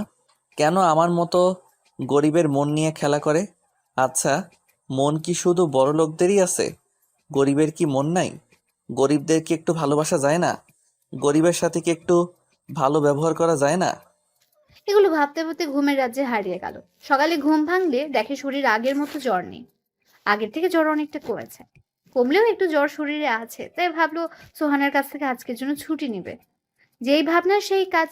সোহানা বারান্দায় দাঁড়িয়ে দাঁড়িয়ে কি যেন করছিল। ফারহান সোহানার কাছে গেল আর বলল, আপনার সাথে আমার কিছু কথা ছিল। বল। আসলে আজকে আমার শরীরটা খারাপ, তাই আপনার কাছ থেকে আজকের জন্য ছুটি চাচ্ছিলাম। সোহানা কিছু সময় যেন কি ভাবলো, তারপর বলল, আজকে কোনো ছুটি হবে না, আজকে অফিসে অনেক কাজ, সো অফিসে যেতেই হবে। আমি কালকে সব কাজ করে দিবনে, আজকের জন্য আমাকে ছুটি দিন প্লিজ। আমি যা বলি তাই থাকে, কথা কখনো নড়চড় হয় না, বুঝছেন? ফারহান মাথাটা নিচু করে রুমের ভেতরে চলে আসলো। এসে ফ্রেশ হয় অফিসে যাওয়ার জন্য রেডি হয়ে চলে গেল নাস্তা করতে। নাস্তা করে চলে আসলো অফিসে। অফিসে এসে যেই নিজের ক্যাবিনে বসবে, তখন মণি, মণি হলো তার একজন কলিগের নাম। মণি আসলো তার কাছে, এসে বলল, ফারহান, তোমাকে আজকে এমন দেখাচ্ছে কেন? কই, কেমন দেখাচ্ছে? কেন জানি অসুস্থ অসুস্থ লাগছে। আরে তেমন কিছু না। তারপর মনির সাথে ইচ্ছে না থাকা সত্ত্বেও অনেকক্ষণ হেসে কথা বলল। তারপর মনি তার ক্যাবিনে চলে গেল, আর ফারহান ওর ক্যাবিনে বসে পড়ল। কাজ করতে থাকলো। কাজ করছে, কিন্তু অসুস্থ থাকার কারণে কাজে মন দিতে পারছে না। একটু পরে সোহানার রুম থেকে ডাক আসলো। ফারহান তার রুমের সামনে গিয়ে বলল, ম্যাডাম, আসবো? আসেন। ম্যাডাম আমাকে ডেকেছেন? এই ফাইলটা দুপুরের আগে কমপ্লিট করে দেন, ভালোভাবে করবেন যেন কোনো ভুল না হয়। যদি কোনো ভুল হয় তাহলে আপনার খবর আছে। ম্যাডাম, আর কিছু বলবেন? না, আর কিছু বলবো না, আপনি এখন আসতে পারেন। ফারহান চলে আসলো ওর ক্যাবিনে, এসে মনোযোগ দিয়ে কাজটা করতে থাকলো। দুপুরে ফাইলটা নিয়ে ম্যাডামের কাছে গেল, গিয়ে বলল, ম্যাডাম, আসতে পারি? জি আসুন। তারপর ফারহান সোহানার দিকে ফাইলটা দিয়ে বলল, ম্যাডাম, ফাইলটা সম্পূর্ণ কমপ্লিট। দেখি কেমন কমপ্লিট করেছেন। কিছুক্ষণ দেখার পরে বলল ফাইলটাতে নাকি ভুল আছে। ফারহান তো সোহানার কথা অবাক হয়ে সোহানার দিকে তাকিয়ে রইল। একটু পরে নিজেকে একটু স্বাভাবিক করে বলল, ম্যাডাম আপনি জানেন আমার শরীর ভালো না, আর ফাইলটা দেখার সময় মনে হয় একটু ভুল হয়ে গেছে। আমি তো অসুস্থ, আবার ঠিক করতে গিয়ে যদি ভুল করে ফেলি তাই বলি কি আপনি ফাইলটা ঠিক করে ফেলুন। তোর সাহস কত বড়, তুই আমাকে ফাইল ঠিক করতে বলিস? আমি যদি ফাইল ঠিক করি তাহলে তোর মতো ছোট লোককে কেন রেখেছি আমার অফিসে? কেন তোকে মাস শেষে বেতন দিচ্ছি? যা গিয়ে ফাইল ঠিক কর। সোহানার কথা শুনে অনেক রাগ উঠে গেল। মনটা চাইছিল সোহানাকে ঠাটিয়ে দুইটা চড় মেরে বলতে, তোর অফিসে আর কাজই করব না। কিন্তু কিছু বলতে পারলো না। যদি কিছু বলে তাহলে চাকরি থেকে বের করে দেবে। আর চাকরি না করলে যে সংসারও চলবে না। চাকরি না করলে যে বাবা মায়ের মুখে 2 মুঠো ভাত তুলে দিতে পারবে না। তাই নিজের রাগটাকে মাটি করে মাথাটা নিচু করে ফাইলটা নিয়ে চলে আসলো নিজের ক্যাবিনে। ক্যাবিনে এসে ভালো করে ফাইলটা দেখতে লাগলো। অনেকক্ষণ দেখার পরে ছোট একটা ভুল পেল, যেটা ধরলেও চলে আবার না ধরলেও চলে। এই সামান্য ভুল থাকতেই পারে, তাই বলে এমন করবে? তারপর ভুলটা ঠিক করে আবার সোহানের রুমে গেল, গিয়ে বলল, ম্যাডাম আসবো? জি আসেন। এই যে ম্যাডাম ফাইলটা। এখানে রাখুন আর এই ফাইলগুলো নিয়ে যান। কালকের মধ্যে সব কমপ্লিট করে দিবেন, আর কোনো ভুল যেন না হয়। ম্যাডাম একদিনের মধ্যে এতগুলো ফাইল আমার পক্ষে কমপ্লিট করা সম্ভব না। এই কয়েকটা ফাইল একদিনে কমপ্লিট করতে পারবেন না? তাহলে কিসের জন্য অফিসে আসেন? আবার আব্বু বলতো আপনি নাকি অফিসের সবচেয়ে কাজে ভালো কর্মচারী। ফারহান কিছু না বলে ফাইলগুলো নিয়ে সোহানের ক্যাবিন থেকে নিজের ক্যাবিনে চলে আসলো আর ফাইলগুলো কমপ্লিট করতে লাগলো। ফাইল দেখতে দেখতে প্রায় রাত 9টা বেজে গেল, আর মাত্র 3টা ফাইল আছে। সে 3টা ফাইল নিয়ে অফিস থেকে বাড়ির উদ্দেশ্যে বের হলো। অনেকক্ষণ যাবত দাঁড়িয়ে আছে, কিন্তু কোনো কিছুই পাচ্ছে না, তাই হাঁটা শুরু করে দিল। একটু হাঁটার পরে শরীরটা অনেক খারাপ লাগছিল, তাই একটা দোকানে গিয়ে বসলো। দোকানে বসার কিছুক্ষণ পরে একটা গাড়ি এসে দোকানের সামনে দাঁড়ালো। গাড়ি থেকে একটা মেয়ে বের হয়ে আসলো। মেয়েটাকে অনেক চেনা চেনা লাগছিল, কোথায় যেন দেখেছে মনে হচ্ছে। ফারহান মেয়েটার দিকে তাকিয়ে সব ভাবছে, আর মেয়েটা তার সামনে এসে ডাকছে, তুই ফারহান না? কিন্তু আপনি কে? আরে আমি মেঘলা, আমাকে তুই চিনতে পারতেছিস না? ও তুই? সরি রে, তোকে চিনতে পারি নাই। It's okay. তা কেমন আছিস? ভালো না রে তুই? আমি ভালো আছি। আচ্ছা তুই ভালো নাই কেন? পরে এক সময় বলবো নে। তা এখানে কি করিস, আর দেশে আসছিস কবে? কালকেই দেশে আসছি, আর তোকে দেখতে খুব ইচ্ছে করতেছিল, তাই তোদের বাড়ি চাইতেছিলাম। ও আমাকে তোর মনে আছে দেখছি। তোকে ভুলে যাব? এটা তুই ভাবলি কি করে? হারে মজা করলাম। তা তোর হাতে এগুলো কিসের ফাইল? আর বলিস না, এমন একটা অফিসে চাকরি করি যেখানে আমাকে চাকরের মতো খাটায়। দেখ এখনো 3টা ফাইল দিয়ে দিছে কমপ্লিট করতে। আবার যদি ফাইলের মধ্যে একটু ভুল হয় তাহলে অনেক অপমান সহ্য করতে হয়। তাহলে চাকরিটা ছেড়ে দিচ্ছিস না কেন? চাকরি ছেড়ে দিলে আমি আমার বাবা মায়ের মুখে 2 মুঠো ভাত তুলে দিতে পারবো না রে। তাই এখনো চাকরিটা করতেছি, কিন্তু এখন অনেক খারাপ লাগে রে। তুই কালকেই এই চাকরি ছেড়ে দিবি? চাকরি ছেড়ে দিলে আমার বাবা ও মাই যে না খেয়ে মরে যাবে রে। কে বলছে না খেয়ে মরে যাবে? আমি তোকে নতুন চাকরি দিব আমার অফিসে, তাও আবার ম্যানেজার পদে। করুণা করছিস, আমার উপর দয়া দেখাচ্ছিস? কি বলছিস এসব ফারহান? শোন, তুই আমার বেস্ট ফ্রেন্ড। তোর বিপদের সময় যদি আমি তোকে সাহায্য না করি তাহলে কে করবে? আর তুই এটাকে করুণা বা দয়া কেন ভাবতেছিস? আমি তোকে আমার অফিসে ম্যানেজার পদটা উপহার হিসেবে দিলাম। চুপ। এখন চল, তোদের বাড়িতে যাব। আঙ্কেল আন্টিকে কতদিন ধরে দেখি না, চল। চল তাহলে এই গরিবের বাড়িতে। তারপর রাত প্রায় 9:30টায় মেঘলাকে নিয়ে বাড়িতে আসলো। ফারহান চলে গেল ওর রুমে। রুমে এসে দেখলো সোহানা ফোনে কথা বলা নিয়ে ব্যস্ত। ফারহান কিছু না বলে ফ্রেশ হয়ে নিচে চলে আসলো খাবার খাওয়ার জন্য। এসে দেখে মেঘলাকে আম্মু নিজের হাতে খাবার দিচ্ছে, আর মেঘলাও বাচ্চাদের মতো খাচ্ছে। তারপর ফারহান খাওয়া দাওয়া করে চলে আসলো ছাদে। ছাদে এসে একটা কোনায় গিয়ে বসে আছে, তখনই কেউ আসলো বলে মনে হলো। তাকিয়ে দেখলো মেঘলা এসেছে ছাদে। মেঘলা ছাদে এসে পাশে বসলো। মনে হচ্ছে মনটা খারাপ, তাই মেঘলাকে জিজ্ঞেস করলো, কিরে তোর মন খারাপ কেন? জানিস ফারহান, আজকে না তোর মাকে দেখে আমার মায়ের কথা অনেক মনে পড়ছে। তাহলে আন্টিকে কল দে। এই কথা বলতেই মেঘলা কেঁদে দিল, আর একটু পরে বলল, ফারহান, আমার আম্মু আর বেঁচে নাই রে। গত মাসে আম্মু মারা গেছে। কথাটা বলেই মেঘলা কান্না শুরু করে দিল। আর ফারহান ওর কথা শুনে স্তব্ধ হয়ে গেল। মুখের ভাষা হারিয়ে ফেললো। কি বলবে কিছুই বুঝতে পারছে না। আর মেঘলার কথা শুনে নিজের কানকে বিশ্বাস করতে পারছে না যে আন্টি মারা গেছে। মেঘলার মুখ থেকে আন্টির মৃত্যুর খবরটা জানার পর চোখ দিয়ে এমনিতেই পানি পড়ছে আর ভেতরে অনেক কষ্ট হচ্ছে। তারপর মেঘলাকে নিয়ে ছাদ থেকে নেমে আসলো। মেঘলাকে ড্রয়িং রুমে দিয়ে চলে আসলো নিজের রুমে। রুমে এসে দেখে সোহানা ঘুমিয়ে গেছে। ঘুমন্ত অবস্থায় সোহানাকে অসম্ভব সুন্দর আর মায়াবী লাগছিল। সোহানার দিকে এক নজর তাকিয়ে আছে। তারপর ফাইলগুলো কমপ্লিট করে শুয়ে পড়লো। কখন যে ঘুমের রাজ্যে হারিয়ে গেছে মনে নেই।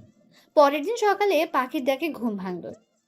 তারপর ফারহান ফ্রেশ হয়ে নাস্তা করে ফাইলগুলো নিয়ে চলে আসলো অফিসে। ফারহান আসার একটু পর সোহানা অফিসে আসলো। আসার পরে ফারহান ফাইলগুলো নিয়ে তার রুমে গেল। গিয়ে বলল, ম্যাডাম আসবো? আসেন, এই যে ম্যাডাম ফাইলগুলো। দেন। তারপর সোহানা ফাইলগুলো দেখতে লাগলো। ফারহান চুপ করে বসে রইল। ফারহান মনে মনে বলছে, আজকে যদি সোহানাই কিছু বলে তাহলে চাকরিটা ছেড়ে দিব, আর এত অপমান সহ্য করব না। একটু পরে সোহানা বলল, একটা কাজও কি ঠিক করে করতে পারেন না? কি হয়েছে ম্যাডাম? এই ফাইলটাতে তো ভুল কেন? কাজ করার সময় মন কোথায় থাকে আল্লাহ জানে। কেন আব্বু আপনার মতো একটা ছোট লোকে চাকরি দিয়েছে? অনেক বলেছেন ম্যাডাম, আর না দেখি ফাইলটা। সোহানা ফারহানের দিকে ফাইলটা এগিয়ে দিল। ফারহান ফাইলটা দেখে বলল, এই সামান্য ভুলের জন্য আপনি আমাকে এত কিছু বললেন, এত অপমান করলেন। আপনি চান আমি যেন আপনার অফিসে চাকরি না করি, তাই তো? তার জন্যই তো এত অপমান করেন, তাই না? এইটা আমাকে বললেই পারতেন, আমি চাকরিটা ছেড়ে দিতাম। শুধু শুধু কেন আমাকে এত অপমান করলেন? কেন আমার বাবা মাকে এত গালি দিলেন? আমি আপনার অফিসের কর্মচারী, চাকর না। এই কথাগুলো বলে সেখান থেকে চলে আসলো।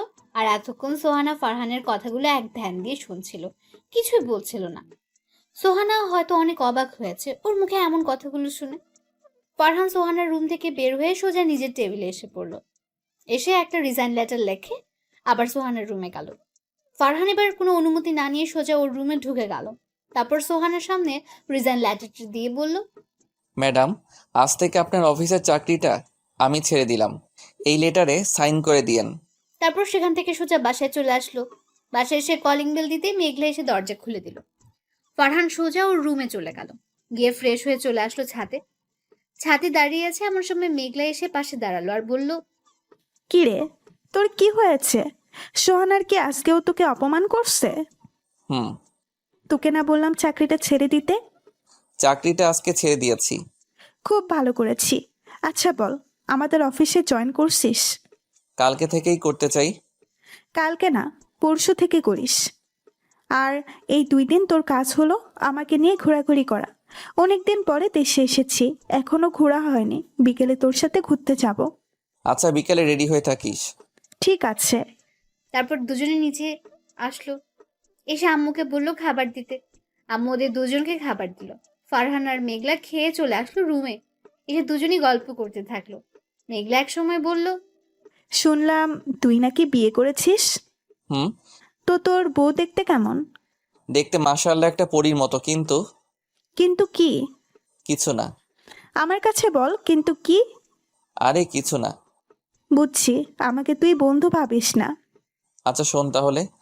ফারহান মেঘলাকে সব বলল, যদি মেঘলা কিছু করতে পারে। বল এখন আমি কি করব?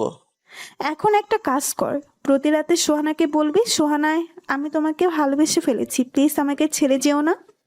তারপর মেঘলার সাথে অনেকক্ষণ গল্প করে ঘুরতে যাওয়ার জন্য রেডি হয়ে নিল। আর মেঘলা তার রুমে গেল রেডি হতে। একটু পরে মেঘলা রেডি হয়ে আসলো। তারপর আম্মুকে বলে ফারহান আর মেঘলা ঘুরতে বের হলো। অনেক ঘোরাঘুরির পরে মেঘলাকে নিয়ে চিরচেনা নদীর পাড়ে চলে আসলো। মেঘলা আর ফারহান একটা গাছের নিচে গিয়ে বসলো। দুজনই চুপচাপ বসে আছে, কারো মুখে কোনো কথা নেই। দুজনই নদীর দিকে তাকিয়ে আছে। একটু পরে নীরবতা ভেঙে মেঘলা বলল, ফারহান, যদি সোহানায় তার বয়ফ্রেন্ডের চলে যায় তখন তুই কি করবি? জানি না কি করব, কিন্তু এইটুকুই জানি সোহানাকে ছাড়া আমি বাঁচতে পারবো না। সোহানাকে তুই অনেক ভালোবাসিস, তাই না? নিজের থেকে বেশি ভালোবেসে ফেলেছি এই কয়েকদিনে। এই পৃথিবীটা বড়ই অদ্ভুত, তাই না? কেউ ভালোবাসা পায় না আর কেউ ভালোবাসা পেয়েও চায় না। সোহানাই অনেক ভাগ্যবান যে তোর মতো স্বামী পেয়েছে। স্বামী পেয়েছে ঠিকই, কিন্তু সে তো আমাকে স্বামী হিসেবে মানে না।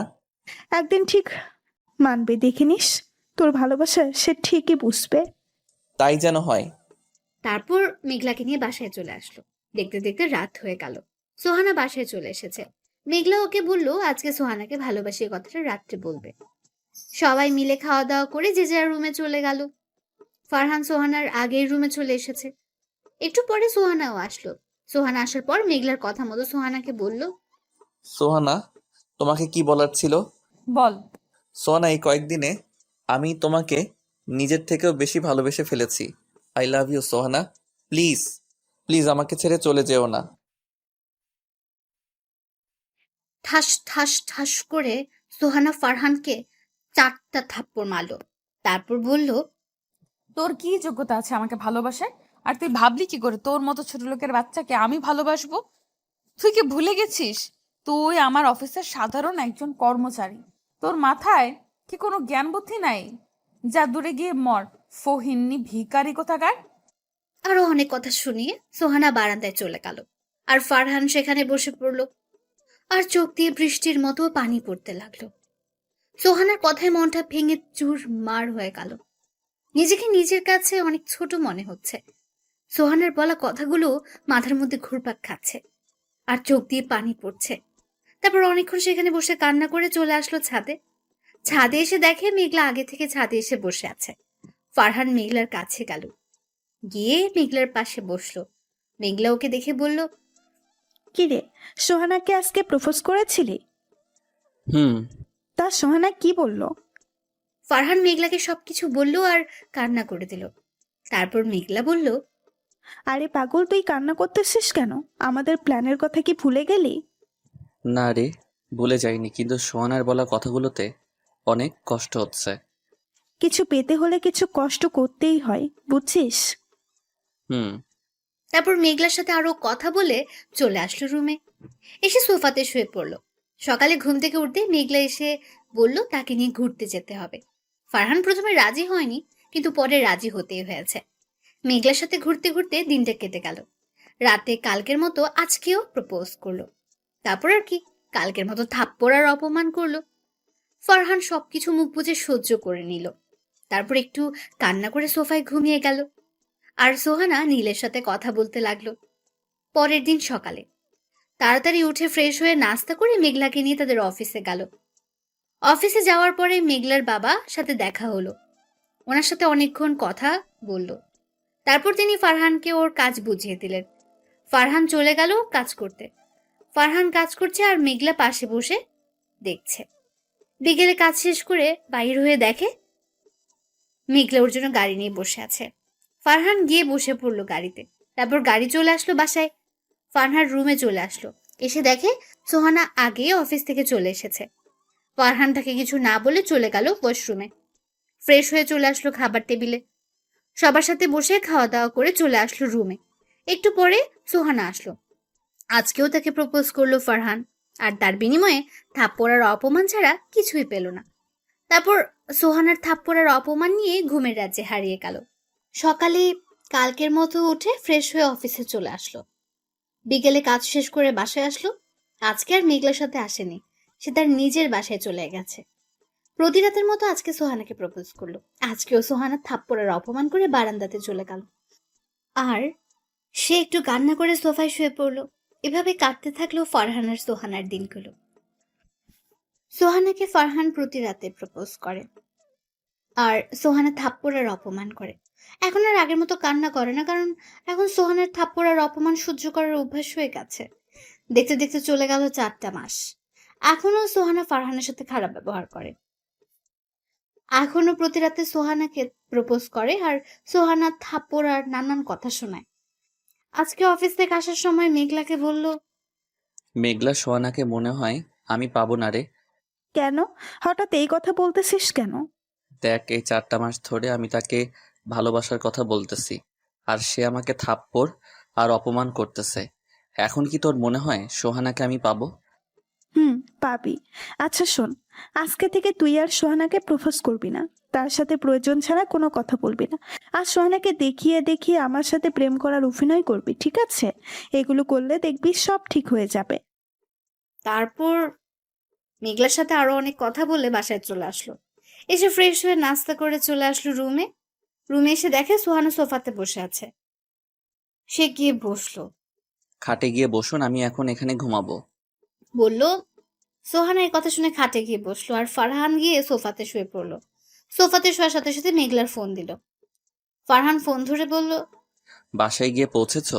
বাসায় যেতে কোনো সমস্যা হয়নি তো? কিরে, সোহানা কি তোর পাশে? হুম। এখন কি করো বাবু? এই তো শুয়ে আছি, তুই? আমি তোমার কথা ভাবতেছি। ওই, এখন তুই কথা বলতে বলতে সাথে চলে যা, ঠিক আছে? হুম। আচ্ছা, কালকে আমরা কোথায় দেখা করছি? চুপ। ও, পার্কে। কখন আসবো? তুই বল। ও, অফিস ছুটির পরে। ঠিক আছে, বাই বাবু। তারপর ফোন কেটে দিয়ে ফারহান ঘুমিয়ে যাওয়ার ভান করে শুয়ে পড়লো। আর সোহানা চলে গেল নীলের সাথে কথা বলতে। তারপর ফারহান ঘুমের রাজ্যে হারিয়ে গেল। ঘুমাচ্ছিল, হঠাৎ কারো কান্নার শব্দে ঘুমটা ভেঙে গেল। ঘুম থেকে উঠে দেখে সোহানা নীলের সাথে কথা বলছে আর অনেক কান্না করছে। ফারহান একটু বারান্দার কাছে গেল তাদের কথাগুলো শোনার জন্য। ফারহান বারান্দার কাছে গিয়ে শুনতে পারলো সোহানা বলছে, নীল, বিশ্বাস করো, আমি এখন ফারহানকে স্বামীর অধিকার দেই নাই। আমার আর ফারহানের মধ্যে কোনো সম্পর্ক নাই। প্লিজ তুমি আমাকে বিশ্বাস করো, আমি শুধু তোমাকেই ভালোবাসি। নীল প্লিজ, তুমি দেশে আসো আর এই বাড়ি থেকে নিয়ে যাও। আমি আর এখানে থাকতে চাই না। সোহানা প্লিজ, তুমি ফারহানকে ডিভোর্স দিয়ে আমাকে বিয়ে করো। এমন কথা বলো না প্লিজ। তুমি ছাড়া আমার আর কে আছে বলো? তুমিই তো আমার সব। তুমি কেন আমাকে বিশ্বাস করতেছো না? ছি নীল, ছি। এই নোংরা কথাটা তুমি আমাকে বলতে পারলে? জানো ফারহান আমাকে কত ভালোবাসে। শুধু তোমার জন্য আমি ওর ভালোবাসাকে কোনো দাম দিই নাই, আর তুমি আমাকে এইসব কথা বললে? যাও, তোমার মতো এমন নোংরা স্বভাবের ছেলে আমার দরকার নেই। আজকের পরে তুমি আর আমাকে ফোন দিবে না। বলে সোহানা ফোনটা কেটে দিল আর কান্না করতে লাগলো বারান্দায় বসে। আর ফারহান ঘরের ভেতর থেকে সোহানার কথাগুলো শুনছিল। সোহানা সেখানে বসে বসে অনেক কান্না করছে আর ফারহান মন চাচ্ছে সোহানাকে জড়িয়ে ধরে চোখের পানিগুলো মুছে দিতে। কিন্তু ফারহান যে সোহানের প্রতি দুর্বল হলে চলবে না, কঠোর হতে হবে। ওকে অনেক কষ্ট দিতে হবে। ওর মনের অহংকারগুলো কষ্ট দিয়ে দূর করতে হবে। ফারহানের করা সকল অপমানের প্রতিদান দিতে হবে। এগুলো ভাবছে এমন সময় দেখলো সোহানা চোখ মুছে রুমের দিকে আসছে। ফারহান তাড়াতাড়ি গিয়ে সোফাতে শুয়ে পড়লো আর ঘুমের ভান ধরে লাগলো। সোহানা রুমে এসে ফারহানের পায়ে ধরে মাফ চাইতে থাকলো আর বলতে লাগলো, ফারহান, তুমি আমাকে মাফ করে দাও। আমি তোমার ভালোবাসা না বুঝে দিনের পর দিন তোমাকে অপমান করেছি, অনেক থাপ্পড় মেরেছি। প্লিজ তুমি আমাকে মাফ করে দাও। আজকে থেকে তোমার সব কথা আমি শুনবো। তুমি যেভাবে চলতে বলবে সেইভাবেই চলবো। তোমাকে আর কখনো আমি অপমান করব না, থাপ্পড় দিব না। প্লিজ তুমি আমাকে তোমার করে নাও। জানো ফারহান, আজকে আমাকে নীল অবিশ্বাস করেছে। সে বলেছে আমি নাকি একটা নষ্ট মেয়ে। এই কথাটা বলেই সোহানা কান্না করে দিল। আর ফারহান ঘুমের ভান ধরে সবকিছু শুনতে লাগলো। আজকে নিজেকে অনেক সুখী মনে হচ্ছে, কারণ আজকে সোহানা ওকে মেনে নিয়েছে। কিন্তু সে যে এখন সোহানাকে মানবে না, তাকে অনেক কষ্ট দেবে, এটা ভাবতেই মনটা খারাপ হয়ে গেল। তারপর ফারহান ঘুমিয়ে গেল আর সোহানাও পায়ের কাছে কান্না করতে করতে ঘুমিয়ে গেল। সকালে সোহানার ডাকে ঘুম ভাঙলো। ফারহান উঠে ফ্রেশ হয়ে রেডি হচ্ছিল। এমন সময় সোহানা কোথা থেকে যেন আসলো, এসে একটা কালো শার্ট দিল পরতে। ফারহান কালো শার্টটা সোহানাকে রাখতে বলল আর বলল, দেখেন, আলমারিতে নীল একটা শার্ট প্যাকেটে আছে, সেই শার্টটা দেন, আমি সেটা পরবো। সোহানা বলল, আজকে এই শার্টটা পরো, তোমাকে খুব সুন্দর লাগবে। এই যে ম্যাডাম, আপনার কি মাথা ঠিক আছে নাকি কোনো সমস্যা হয়েছে? কেন বলো তো? এই যে আপনি আমাকে তুমি করে বলতেছেন আবার শার্ট চয়েস করে দিচ্ছেন, তাই বললাম আর কি। স্বামী আমি, তাও আবার আপনার ব্যাপারটা হাস্যকর না? এখানে হাসার কি আছে? তুমি আমার স্বামী, এটা আমি বলতেই পারি, তাই বলেছি। তাই বলে কি হাসতে হবে? 2-3 পরে আপনার আর আমার ডিভোর্স হয়ে যাবে, আর আপনি অন্যের বউ হয়ে যাবেন, আর এখন বলছেন আমি নাকি আপনার স্বামী, তাই হাসলাম। আর আমার নীল শার্টটা দিন, আমি এখন পরে অফিসে যাব। আজকে অফিসে না গেলে হয় না? আজকে অফিসে একটা ইম্পর্টেন্ট মিটিং আছে, আমাকে যেতেই হবে। তারপর সোহানার কিছু বলল না, শার্টটা দিয়ে চলে গেল। ফারহান সোহানার চোখে স্পষ্ট জল দেখতে পেল, আর একটু বললেই কান্না করে দিত।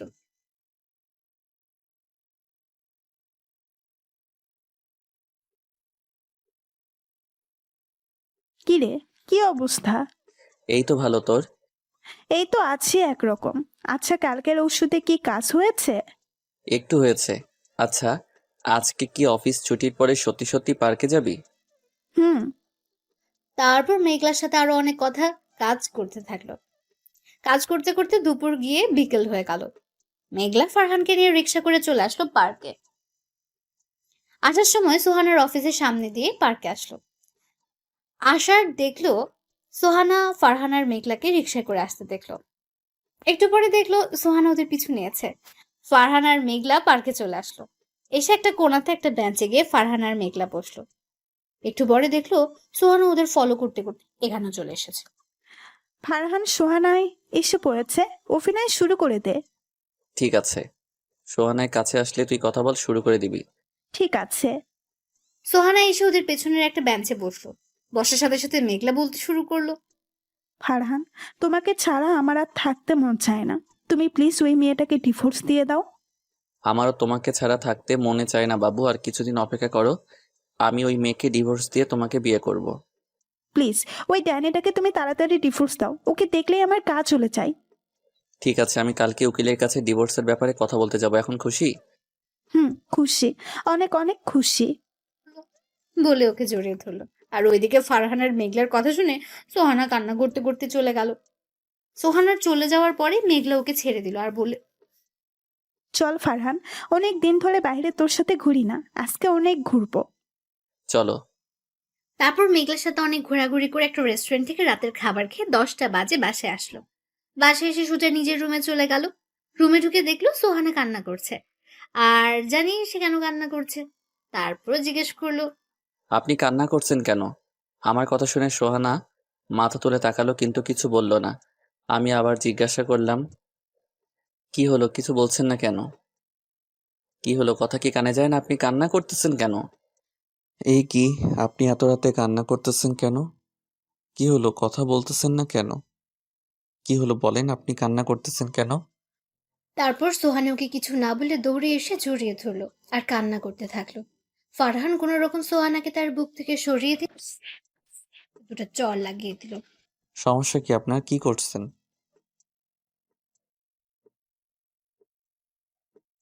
সরি, আমি আপনাকে এখন ভালোবাসতে পারবো না। আমি এখন মেঘলাকে ভালোবাসি। কিছুদিন পরে আমি আপনাকে ডিভোর্স দিয়ে মেঘলাকে বিয়ে করব। আর আপনি এখন কেন আমার মতো ছোট লোক লজ্জা বদমাস একটা ছেলেকে কেন ভালোবাসবেন? আমাকে ভালোবাসলে আপনার মান সম্মান তো কমে যাবে। আর আপনি যে এখন আমাকে ভালোবাসেন, এটা লোকে জানলে হাসাহাসি করবে। আমাকে প্লিজ তুমি মাফ করে দাও। আমি আমি ভুলটা বুঝতে পেরেছি। আর লোকে কি বলবে না বলবে তা নিয়ে আমার যায় আসে না। সরি, আমি এখন মেঘলার মনটা ভাঙতে পারবো না। কারণ আমি জানি একজনের মন ভাঙলে কত কষ্ট হয়। আর কয়েকদিনের মধ্যেই আপনার আর আমার ডিভোর্স হয়ে যাবে। এখন এগুলো বলছেন কেন? এইগুলো বলছি কারণ তোমাকে আমি ভালোবেসে ফেলেছি। কেন, নীলের কি হয়েছে? সে কি আমার মতো গরিব হয়ে গেছে, নাকি বিয়ে করে ফেলেছে? অনেক রাত হয়ে গেছে, সরেন, এখন আমি ঘুমাবো। সকালে আবার আমার অফিস আছে। তুমি ইচ্ছে করলে আমার সাথে খাটে ঘুমাতে পারো। সরি, আমার মতো ছোট লোকের, আপনার মতো ধনী ঘরের মেয়ের সাথে এক বিছানাতে ঘুমাতে পারবো না। এই কথাটা বলার পরে সোহানার মুখটা কালো করে খাটে গিয়ে শুয়ে পড়লো। আর ফারহান সোফায় শুয়ে শুয়ে ভাবছে, আমাকে অনেক কষ্ট দিছো, অনেক অপমান আর চর দিছো। এখন দেখো কেমন লাগে। তুমি আমাকে যেই পরিমাণ কষ্টগুলো দিছো, আমিও ঠিক তোমাকে সেই পরিমাণ কষ্ট দিব।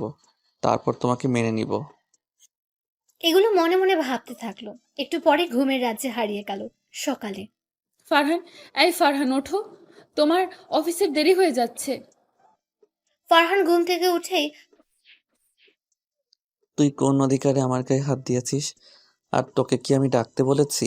আর কোনোদিন যদি এমন দেখি তাহলে তোর খবর আছে। সোহানা ফারহানের কথা শুনে কান্না করতে করতে নিচে চলে গেল। আর ফারহান চলে গেল ওয়াশরুমে ফ্রেশ হতে। তারপর ফ্রেশ হয়ে নাস্তা করে অফিসে যাওয়ার জন্য রওনা হলো। বাড়ির বাইরে অনেকক্ষণ দাঁড়িয়ে আছে, কিন্তু কোনো রিক্সা পাচ্ছে না।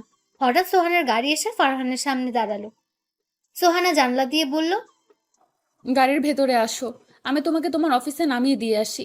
সরি, আমি আসলে কোনো বড়লোক মানুষের গাড়িতে উঠি না। অফিসে এসে নিজের ডেস্কে বসে কাজ করছিল, তখনই মেঘলার আগমন। কি রে, কি করিস? এই তো কাজ করতেছি রে। চল আমার সাথে। কোথায় যাবি?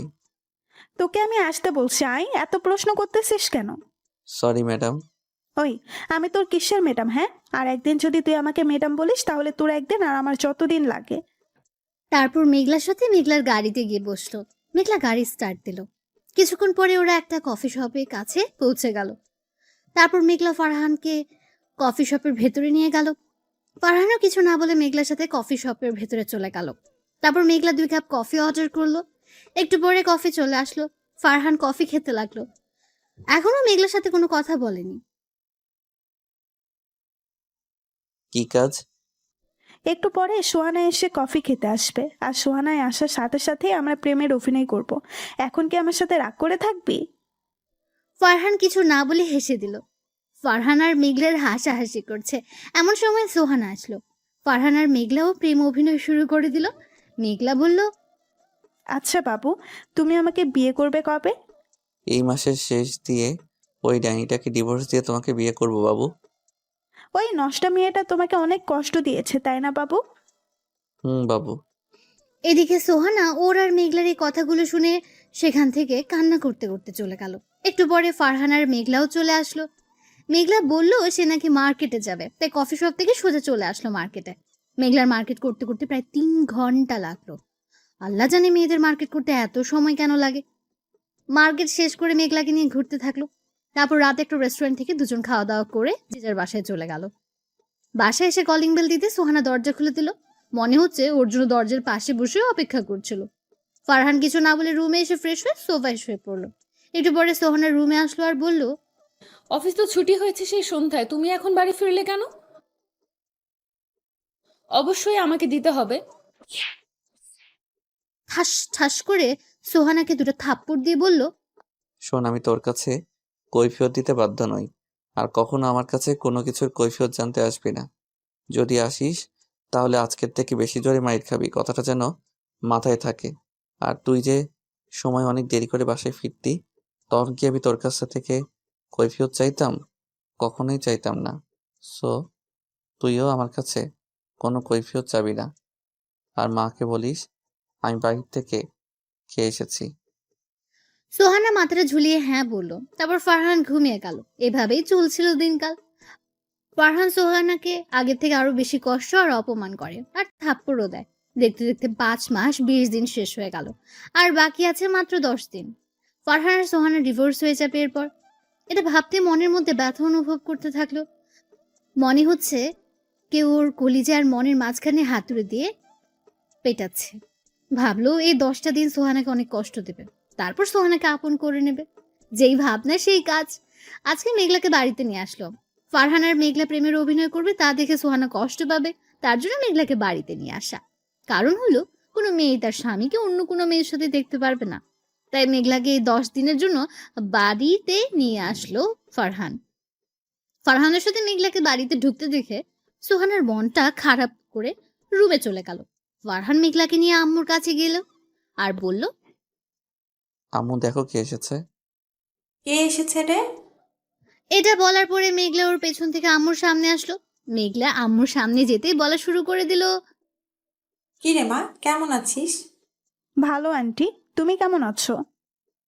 আমিও ভালো আছি। তা তোর আব্বু কেমন আছে? তারা আসলো না কেন? তারাও ভালো আছে, আর তারা আজকে দেশের বাইরে যাচ্ছে 10 দিনের জন্য, তাই আসে না। ও, তুই তাহলে বস, আমি তোর জন্য কিছু খাবার নিয়ে আসি। আরে আন্টি, কিছু আনতে হবে না, আমি খেয়ে এসেছি এখানে। আম্মু শোনো। হ্যাঁ বল, শুনছি। আম্মু আঙ্কেল দেশের বাইরে যাবেন, তাই মেঘলাই আমাদের বাসাতে 10 দিন থাকবে। তা তো থাকবেই। তুই না বললেও আমি মেঘলাকে এই 10 দিনের জন্য এই বাসায় রেখে দিতাম। তারপর মেঘলা আর আম্মু কথা বলতে থাকলো। ফারহান চলে আসলো ওর রুমে। রুমে এসে দেখে সোহানা বিছনাতে শুয়ে ফুপিয়ে ফুপিয়ে কান্না করছে। সোহানাকে কান্না করতে দেখে ফারহানের অনেক কষ্ট হচ্ছিল। মনটা চাচ্ছিল সোহানাকে শক্ত করে জড়িয়ে ধরে ওর চোখের পানিগুলো মুছে দিতে। মন চাচ্ছিল সোহানাকে বুকে জড়িয়ে তার কপালে একটা ভালোবাসার পরশ এঁকে দিতে। কিন্তু এগুলো করলো না। ফারহান রুমে ঢুকে ধমক দিয়ে সোহানাকে বলল, কি হয়েছে? এমন ঢং করছেন কেন? মেঘলাকে তুমি কেন এই বাড়িতে নিয়ে এসেছো? আজ বাদে কাল আমি মেঘলাকে বিয়ে করব, তাই নিয়ে এসেছি। আচ্ছা, মেঘলাকে নিয়ে আসাতে তোমার কোনো সমস্যা হচ্ছে? সমস্যার কারণ হলো কোনো মেয়ে তার স্বামীকে অন্য মেয়ের সাথে দেখতে পারবে না। কে তোমার স্বামী? তুমি আমার স্বামী, আর আমি আমার স্বামীর ভাগ কাউকে দেব না। আমার মতো ছোট লোক, লুচ্চা লম্পট, যার স্বভাবের ঠিক নেই, সে তোমার স্বামী? তুমি কি আমাকে স্বামী হিসেবে মানতে পারবে? আমি তোমাকে স্বামী হিসেবে মানতে পারবো, আর আমার আগের কার্যকর্মের জন্য আমি দুঃখিত। প্লিজ তুমি আমাকে মাফ করে দাও, আর আমাকে আপন করে নাও। সরি, এখন আমি আপনাকে স্ত্রী হিসেবে মানতে পারবো না। কি গ্যারান্টি আছে আপনি ভালোই নাকি খারাপই? বলা তো যায় না। বয়ফ্রেন্ডের সাথে কি না কি করছেন। এমনও তো হতে পারে যে আপনার চরিত্রের ঠিক নাই। ফারহান চুপ করো, আমি আর নিতে পারতেছি না। সত্যিটা সবারই শুনতে খারাপ লাগে, আপনারও লাগতেছে? প্লিজ ফারহান, তুমি আমাকে বিশ্বাস করো, একটা সুযোগ দাও আমাকে, প্লিজ একটি সুযোগ দাও। এ কি, আমার মতো একটা ছোট লোক, চরিত্রহীন ছেলের পা আপনি কেন ধরছেন? প্লিজ ফারহান, এগুলো বলে আমাকে আর কষ্ট দিও না। আমি আমার ভুলটা বুঝতে পেরেছি, এখন তুমি আমাকে ক্ষমা করে দাও। আমি কাউকে ক্ষমা করতে পারবো না। আমি ক্ষমা করার মালিক না। ক্ষমা যদি চাইতেই হয় তাহলে আল্লাহর কাছে চান, আমার কাছে না। এটা বলে ফারহান সেখান থেকে চলে আসলো। যদি এখন না চলে আসতো তাহলে হয়তো এখনই সোহানাকে আপন করে নিতে হতো, কারণ সোহানার চোখের জল ফারহান সহ্য করতে পারে না। রুম থেকে বের হতে দেখে রুমে দরজার পাশে মেঘলা দাঁড়িয়ে আছে। ফারহান মেঘলাকে দেখে বলল, কিরে, তুই এখানে দাঁড়িয়ে আছিস কেন? তোকে ডাকতে এসেছিলাম, এসে দেখি তুই আর সোহানাই কথা বলতেছিস, তাই আর ভেতরে যাই নাই। আচ্ছা, এখন আমার সাথে আমার রুমে চল।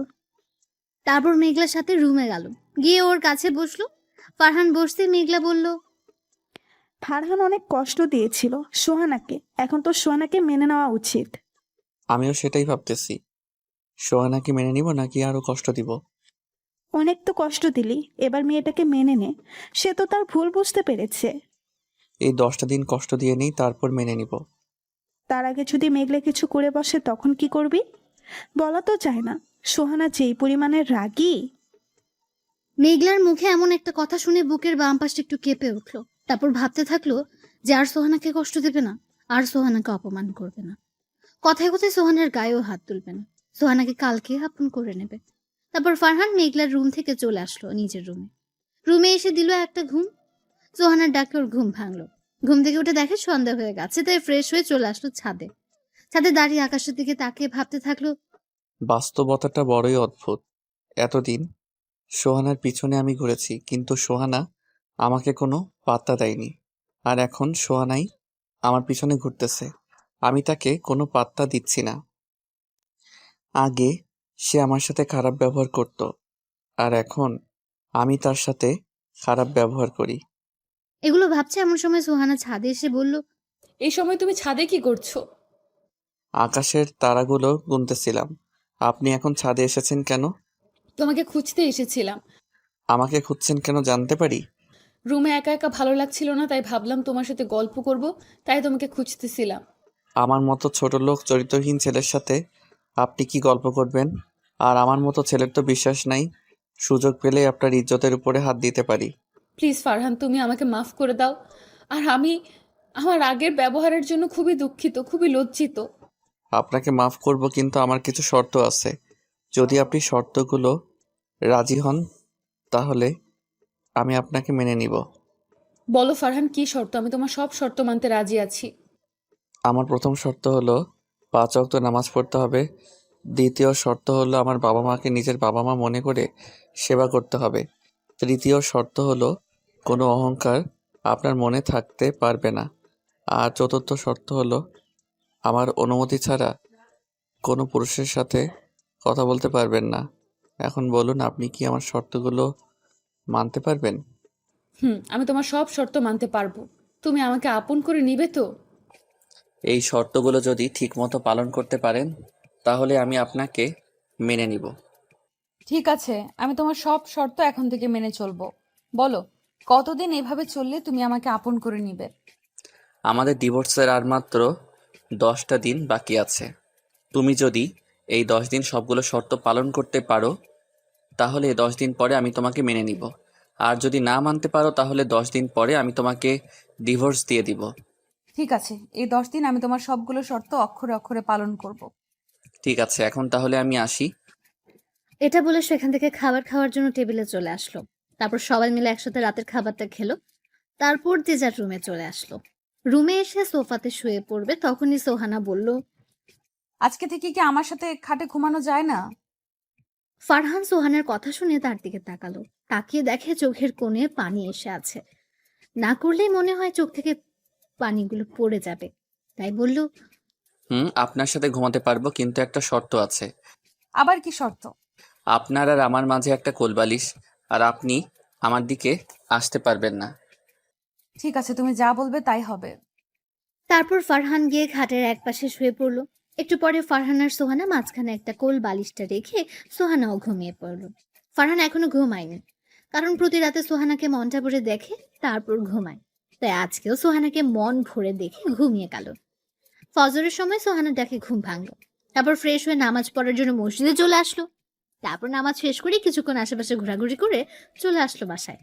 বাসায় এসে সোজা ওর রুমে চলে আসলো। রুমে ঢুকে দেখে সোহানা নামাজ পড়ে মোনাজাত করে কান্না করছে আর আল্লাহর কাছে বলছে, আল্লাহ, তুমি ফারহানকে আমার কাছে ফিরিয়ে দাও। ও শর্তগুলো যেন পালন করতে পারি। যে ধৈর্য সহ্য আমাকে তুমি দিয়ে দাও। হে আল্লাহ, আমার স্বামীকে আমার কাছে ফিরিয়ে দাও। হে আল্লাহ, এতদিন আমি অনেক খারাপ কাজ করেছি, তুমি আমাকে মাফ করে দাও। হে আল্লাহ, আমাকে আমার স্বামীর পায়ের নিচে একটু জায়গা দাও। আজকে সোহানার মোনাজাতে কান্না করাটা অনেক ভালো লাগলো। ওর কান্না দেখে ওর প্রতি রাগগুলো সব মাটি হয়ে গেল। নিজেকে নিয়ে এখন অনেক গর্বিত হচ্ছে ফারহান। গর্বিত হওয়ার কারণ হলো কোনো মেয়ে মোনাজাত ধরে ওর জন্য কান্না করছে। এটা ভেবে অনেক ভালো লাগছে তার। কয়েকজনের ভাগ্যে এমন হয় বলু, কয়জনকে পাওয়ার জন্য এমন কেউ মোনাজাত করে কান্না করে। এগুলো ভাবতে ভাবতে আবার বাসায় বাইরে চলে আসলো। দেখতে দেখতে দুপুর হয়ে গেল।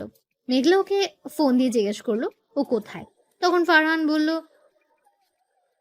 এই রেস্টুরেন্টের সামনে আছি, তুই আয়। একটু পরে মেঘলা আসলো। তারপর মেঘলা আর ফারহান রেস্টুরেন্টে ঢুকলো। রেস্টুরেন্টে ঢুকে একটু সামনে যেতে বড় ধরনের একটা শক খেলো। শক খাওয়ার কারণ হলো ফারহানের সামনে টেবিলটিতে সোহান একটা ছেলের সাথে বসে আছে আর ছেলেটি সোহানার হাত ধরে বসে আছে। ফারহান সোহানার এইসব কাজ দেখে নিজের চোখে বিশ্বাস করতে পারছে না। সোহানাকে এভাবে অন্য একটা ছেলের সাথে দেখে তার অনেক কষ্ট হচ্ছিল। তাই মেঘলাকে নিয়ে সে রেস্টুরেন্ট থেকে বাইরে চলে আসলো। মেঘলাকে নিয়ে একটা নদীর পাড়ে গেল। সেখানে ফারহান প্রায়ই যায়। ভাবলো আজকে মনটা যখন ভালো নেই, তাই আজকে মেঘলাকে নিয়ে নদীর পাড়ে গিয়ে বসে থাকুক। নদীর পাড়ে এসে একটা টেবিলের উপর দুজন বসলো। দুজনে চুপ করে নদীর দিকে তাকিয়ে আছে। ফারহান মনে মনে ভাবছে, আর মনে হয় সোহানাকে আমার করে পাবো না। আর মনে হয় সোহানা আমার কাছে এসে বলবে না যে ফারহান, আমাকে তুমি মাফ করে দাও, আমাকে তুমি আপন করে নাও। আর মনে হয় সোহানাই আমাকে জড়িয়ে ধরে একটু কান্না করবে না। আচ্ছা, 10 দিন পরে সোহানাই কি আমাকে ডিভোর্স দিয়ে ওই ছেলেটির হাত ধরে চলে যাবে? আমি কি ওকে ছাড়া থাকতে পারবো? না না, আমি ওকে ছাড়া থাকতে পারবো না। যে করেই হোক সোহানাকে বুঝিয়ে আমার কাছে রাখতেই হবে। আমি সোহানাকে ছাড়া বাঁচতে পারবো না। এগুলো মনে মনে ভাবছে এমন সময় মেঘলা বলল, কি রে ফারহান, তুই কান্না করতেছিস কেন? কই, আমি তো কান্না করতেছি না, মনে হয় চোখে কি যেন গেছে। তুই কি আমাকে ছোট বাচ্চা মনে করিস? আমি কিছুই বুঝি না।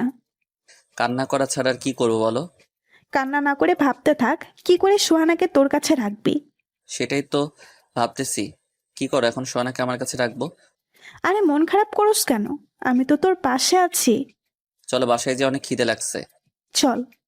তারপর মেঘলাকে নিয়ে সে বাসায় চলে আসলো। বাসায় এসে দেখে সোহানা আগে বাসায় চলে এসেছে। ফারহান বাসায় যেতেই বলল, এই, তুমি এতক্ষণ কোথায় ছিলে? আমি সেই কখন থেকে তোমাকে খুঁজতেছি। ফারহান চুপ। চুপ থাকার কারণ হলো সোহানার কথা শুনে মনে হচ্ছে সে তাকে ডিভোর্সের জন্যই খুঁজছে। কি হলো, কথা বলছো না কেন? কোথায় ছিলে এতক্ষণ? এই তো একটু নদীর পাড়ে গিয়েছিলাম। জানো ফারহান, আজকে আমি অনেক খুশি। সোহানার মুখে এমন কথা শুনে বুকের বাম পাশটা কেঁপে উঠল। তারপর ফারহান একটু স্বাভাবিক হয়ে বলল, এত খুশির কারণটা কি জানতে পারি? আজকে নীল এসেছিল আমার কাছে। আমাদের বাসায় এসেছিল? না, এই বাসায় আসে না। তোমার সাথে শপিং মলে দেখা হয়েছিল, তারপরে একটা কফি শপে আমাকে নিয়ে গিয়েছে। তারপর? নীল এখন আমাকে বিয়ে করতে চায়, আমার সাথে সবকিছু আবার আগের মতো করতে চায়। তা তুমি কি বললে? আমি কিছু বলিনি। ও, তা সারাদিন তো মনে হয় কিছু খাও নাই। বুঝছি, সারাদিন কিছু খাওয়া হয় নাই। যাও গিয়ে ফ্রেশ হয়ে আসো, আমি তোমার জন্য খাবার নিয়ে আসছি। তারপর ফারহান ফ্রেশ হতে চলে আসলো। ফ্রেশ হয়ে এসে দেখে মেঘলাকে সাথে করে নিয়ে এসেছে খাবার খাওয়ার জন্য। খাওয়া শুরু করার সময় ঘটলো আরেক ঘটনা। তারা মানুষ হলো 3 জন, আর ভাতের প্লেট হলো 2টা। এখন কি করবে? তাই ফারহান সোহানাকে বলল, সোহানা এটা কি করছো? আমি আবার কি করলাম? আমরা মানুষ হইলাম 3 জন, তুমি ভাতে প্লেট 2টা আনছো কেন? আসলে আজকে সবজি কাটার সময় আমার হাতটা কেটে যায়, তাই ভাবলাম তুমি আমাকে খাওয়াই দিবে, তাই 2টা প্লেট ভাত আনছি। ও আচ্ছা, তুমি বসো, আমি তোমাকে খাইয়ে দিতেছি। হুম। তারপর ফারহান সোহানাকে খাইয়ে দিতে লাগলো, আর ফারহান নিজেও খেতে থাকলো। মেঘলা ওদের এই দৃশ্য দেখে মুচকে মুচকে হাসছে। আর ওর কাছে মনে হচ্ছে যে এই খাওয়াই মনে হয় ওর আর সোহানার একসাথে শেষ খাওয়া। আর মনে হয় ফারহান সোহানাকে খাইয়ে দিতে পারবে না। এগুলো ভাবছে আর সোহানাকে খাইয়ে দিচ্ছে। হঠাৎ করে সোহানার ফোনটা বেজে উঠলো। ফারহান ফোনের স্ক্রিনে তাকিয়ে দেখে নীল ফোন দিয়েছে। সোহানা খাওয়া রেখে নীলের সাথে কথা বলতে চলে গেল। ফারহান আর না খেয়ে হাতটা ধুয়ে চলে আসলো ছাদে। আর মেঘলা ওকে এমন ভাবে আসতে দেখে বুঝে ফেললো যে ওর মন খারাপ। তাই সেও আর না খেয়ে তার পেছন পেছন ছাদে চলে আসলো। ফারহান ছাদে এসে কান্না করে দিল। মেঘলা ওর কান্না করা দেখে ওর পাশে এসে বসলো আর মাথায় হাত বুলিয়ে দিতে থাকলো। ফারহান কান্না করতেই থাকলো। আর অন্যদিকে সোহানা নীলকে বলছে, সোহানা প্লিজ, তুমি ফারহানকে ডিভোর্স দিয়ে আমাকে বিয়ে করো। ওই, তোকে আমি ফোন দিতে মানা করছি না? তারপরও তুই আমাকে ফোন দিস কেন? আর তোর কথা, আমি ফারহানের মতো একজন মানুষকে ডিভোর্স দিব তুই ভাবলি কি করে? তোর জন্য আমি ফারহানের সাথে অনেক খারাপ ব্যবহার করেছি, যার জন্য ফারহান এখনো আমার সাথে ভালো করে কথা বলে না। প্লিজ সোহানা, এমন করে বলো না। তুমি না আমাকে ভালোবাসতে? তুমি না আমার সাথে কথা না বললে থাকতে পারতা না? তাহলে এখন এমন করছো কেন? আমি আগে তোকে ভালোবাসতাম, কিন্তু এখন বাসি না। এখন আমি আমার স্বামীকে ভালোবাসি। আগে তোর সাথে কথা না বলে থাকতে পারতাম না, কিন্তু এখন আমি থাকতে পারি। কিন্তু এখন ফারহানের সাথে কথা না বলে আমি থাকতে পারবো না। এখন ফারহানকে না দেখলে আমার কিছুই দেখতে ভালো লাগে না। কারণ কি জানিস, এখন আমি ফারহানকে নিজের থেকেও বেশি ভালোবেসে ফেলেছি। কি বলতেছো তুমি এইসব? তোমার মাথা ঠিক আছে তো? যা বলতেছি ঠিক বলতেছি। আর তোকে ভালোবেসে আমার মাথা নষ্ট হয়ে গেছিল, যার জন্য ফারহানের মতো ছেলেকে আমি স্বামীর অধিকার দেইনি। এখন আমার মাথা পুরোপুরি ঠিক আছে। এখন আমার কি হবে? প্লিজ তুমি এমন করো না। তুই জাহার নামে যা, তাতে আমার কি? যখন আমাকে ছেড়ে গিয়েছিলি তখন কি তুই আমার কথা ভেবেছিলি? এখন কেন আমি তোর কথা ভাববো? এখন আমি শুধু আমার স্বামীর কথা ভাববো। আমার ভুল হয়ে গেছে, প্লিজ আমাকে মাফ করে দাও। তুই মাফ চাচ্ছিস কেন? তুই তো আমার কাছ থেকে ধন্যবাদ প্রাপ্ত। তুই যদি আমাকে না ছেড়ে যেতি, তাহলে তো আমি কখনো ফারহানকে চিনতেই পারতাম না। এই কথা বলে সোহানা ফোন কেটে দিল। তারপর মোবাইল থেকে সিমটা বের করে ভেঙে ফেললো। সিম ভাঙার কারণ হলো, যদি এই সিম সোহানা চালায় তাহলে নীল নানান নাম্বার দিয়ে সোহানাকে ফোন দিয়ে বিরক্ত করবে। তাই সিমটাই ভেঙে ফেললো। আর অন্যদিকে ফারহান এখনো ছাদে বসে কান্না করছে, আর মেঘলা ওকে সান্ত্বনা দেওয়ার চেষ্টা করছে। ফারহান কান্না করতে করতে কখন যে জ্ঞান হারিয়ে ফেলেছে মনে নেই। ফারহানের চুপ হয়ে যাওয়া দেখে মেঘলা ওকে ডাক দিল, কিন্তু কোনো সারা শব্দ পেল না। তাই মেঘলা একটু ধাক্কা দিল, আর ফারহান পড়ে গেল। মেঘলা বুঝতে পারলো যে ফারহান কান্না করতে করতে জ্ঞান হারিয়ে ফেলেছে। তাই সে ওকে রেখে সোহানাকে বলল, সোহানার আব্বু আম্মুকে বলল যে ফারহান ছাদে জ্ঞান হারিয়ে পড়ে আছে। তাই শুনে তারা ছাদে আসলো। তারপর ওকে ছাদ থেকে হাসপাতালে নিয়ে গেল। ফারহানের যখন জ্ঞান ফিরলো তখন দেখলো সোহানা ওর একটা হাত জড়িয়ে ধরে ঘুমিয়ে আছে।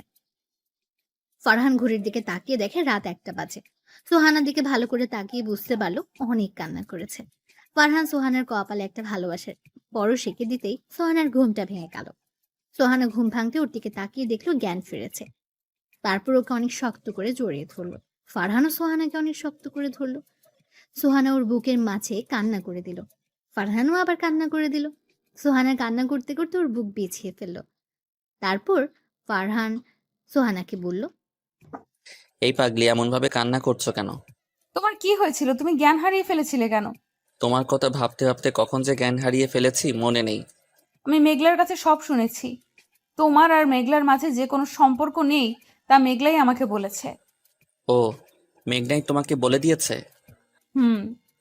আচ্ছা সোহানা, তুমি আমাকে ছেড়ে নীলের সাথে চলে যাবে না তো? জানো তুমি চলে গেলে আমি মরেই যাব। না পাগল, আমি তোমাকে ছেড়ে কখনোই নীলের কাছে যাব না, আর কখনোই তুমি মরে যাওয়ার কথাও মুখে আনবে না, মনে থাকবে। তুমি আমাকে কখনো কষ্ট দিও না, তাহলে আমিও আর মরে যাওয়ার কথা মুখে আনবো না। ঠিক আছে। পাগল। পাগলি। তারপরের দিন ওকে বাসায় আনা হলো। সারাদিন সোহানা ওর পাশেই ছিল। যখন ওর যা প্রয়োজন সব সোহানা এনে দিয়েছে। আজকে সোহানাকে পুরাই বউ বউ লাগছে। রাতে সোহানা আর ফারহান রুমে শুয়ে আছে। তখন সোহানা বলল, ফারহান, আমার না তোমার মতো একটা কিউট বেবি লাগবে। আমার মতো বেবি আনতে হলে তো তোমাকে অনেক কষ্ট করতে হবে। আমি কষ্ট করতে রাজি আছি। তাহলে বেবি আনার মিশন শুরু করা যাক। তার আগে তোমার পাঠক পাঠিকাদের বিদায় দাও।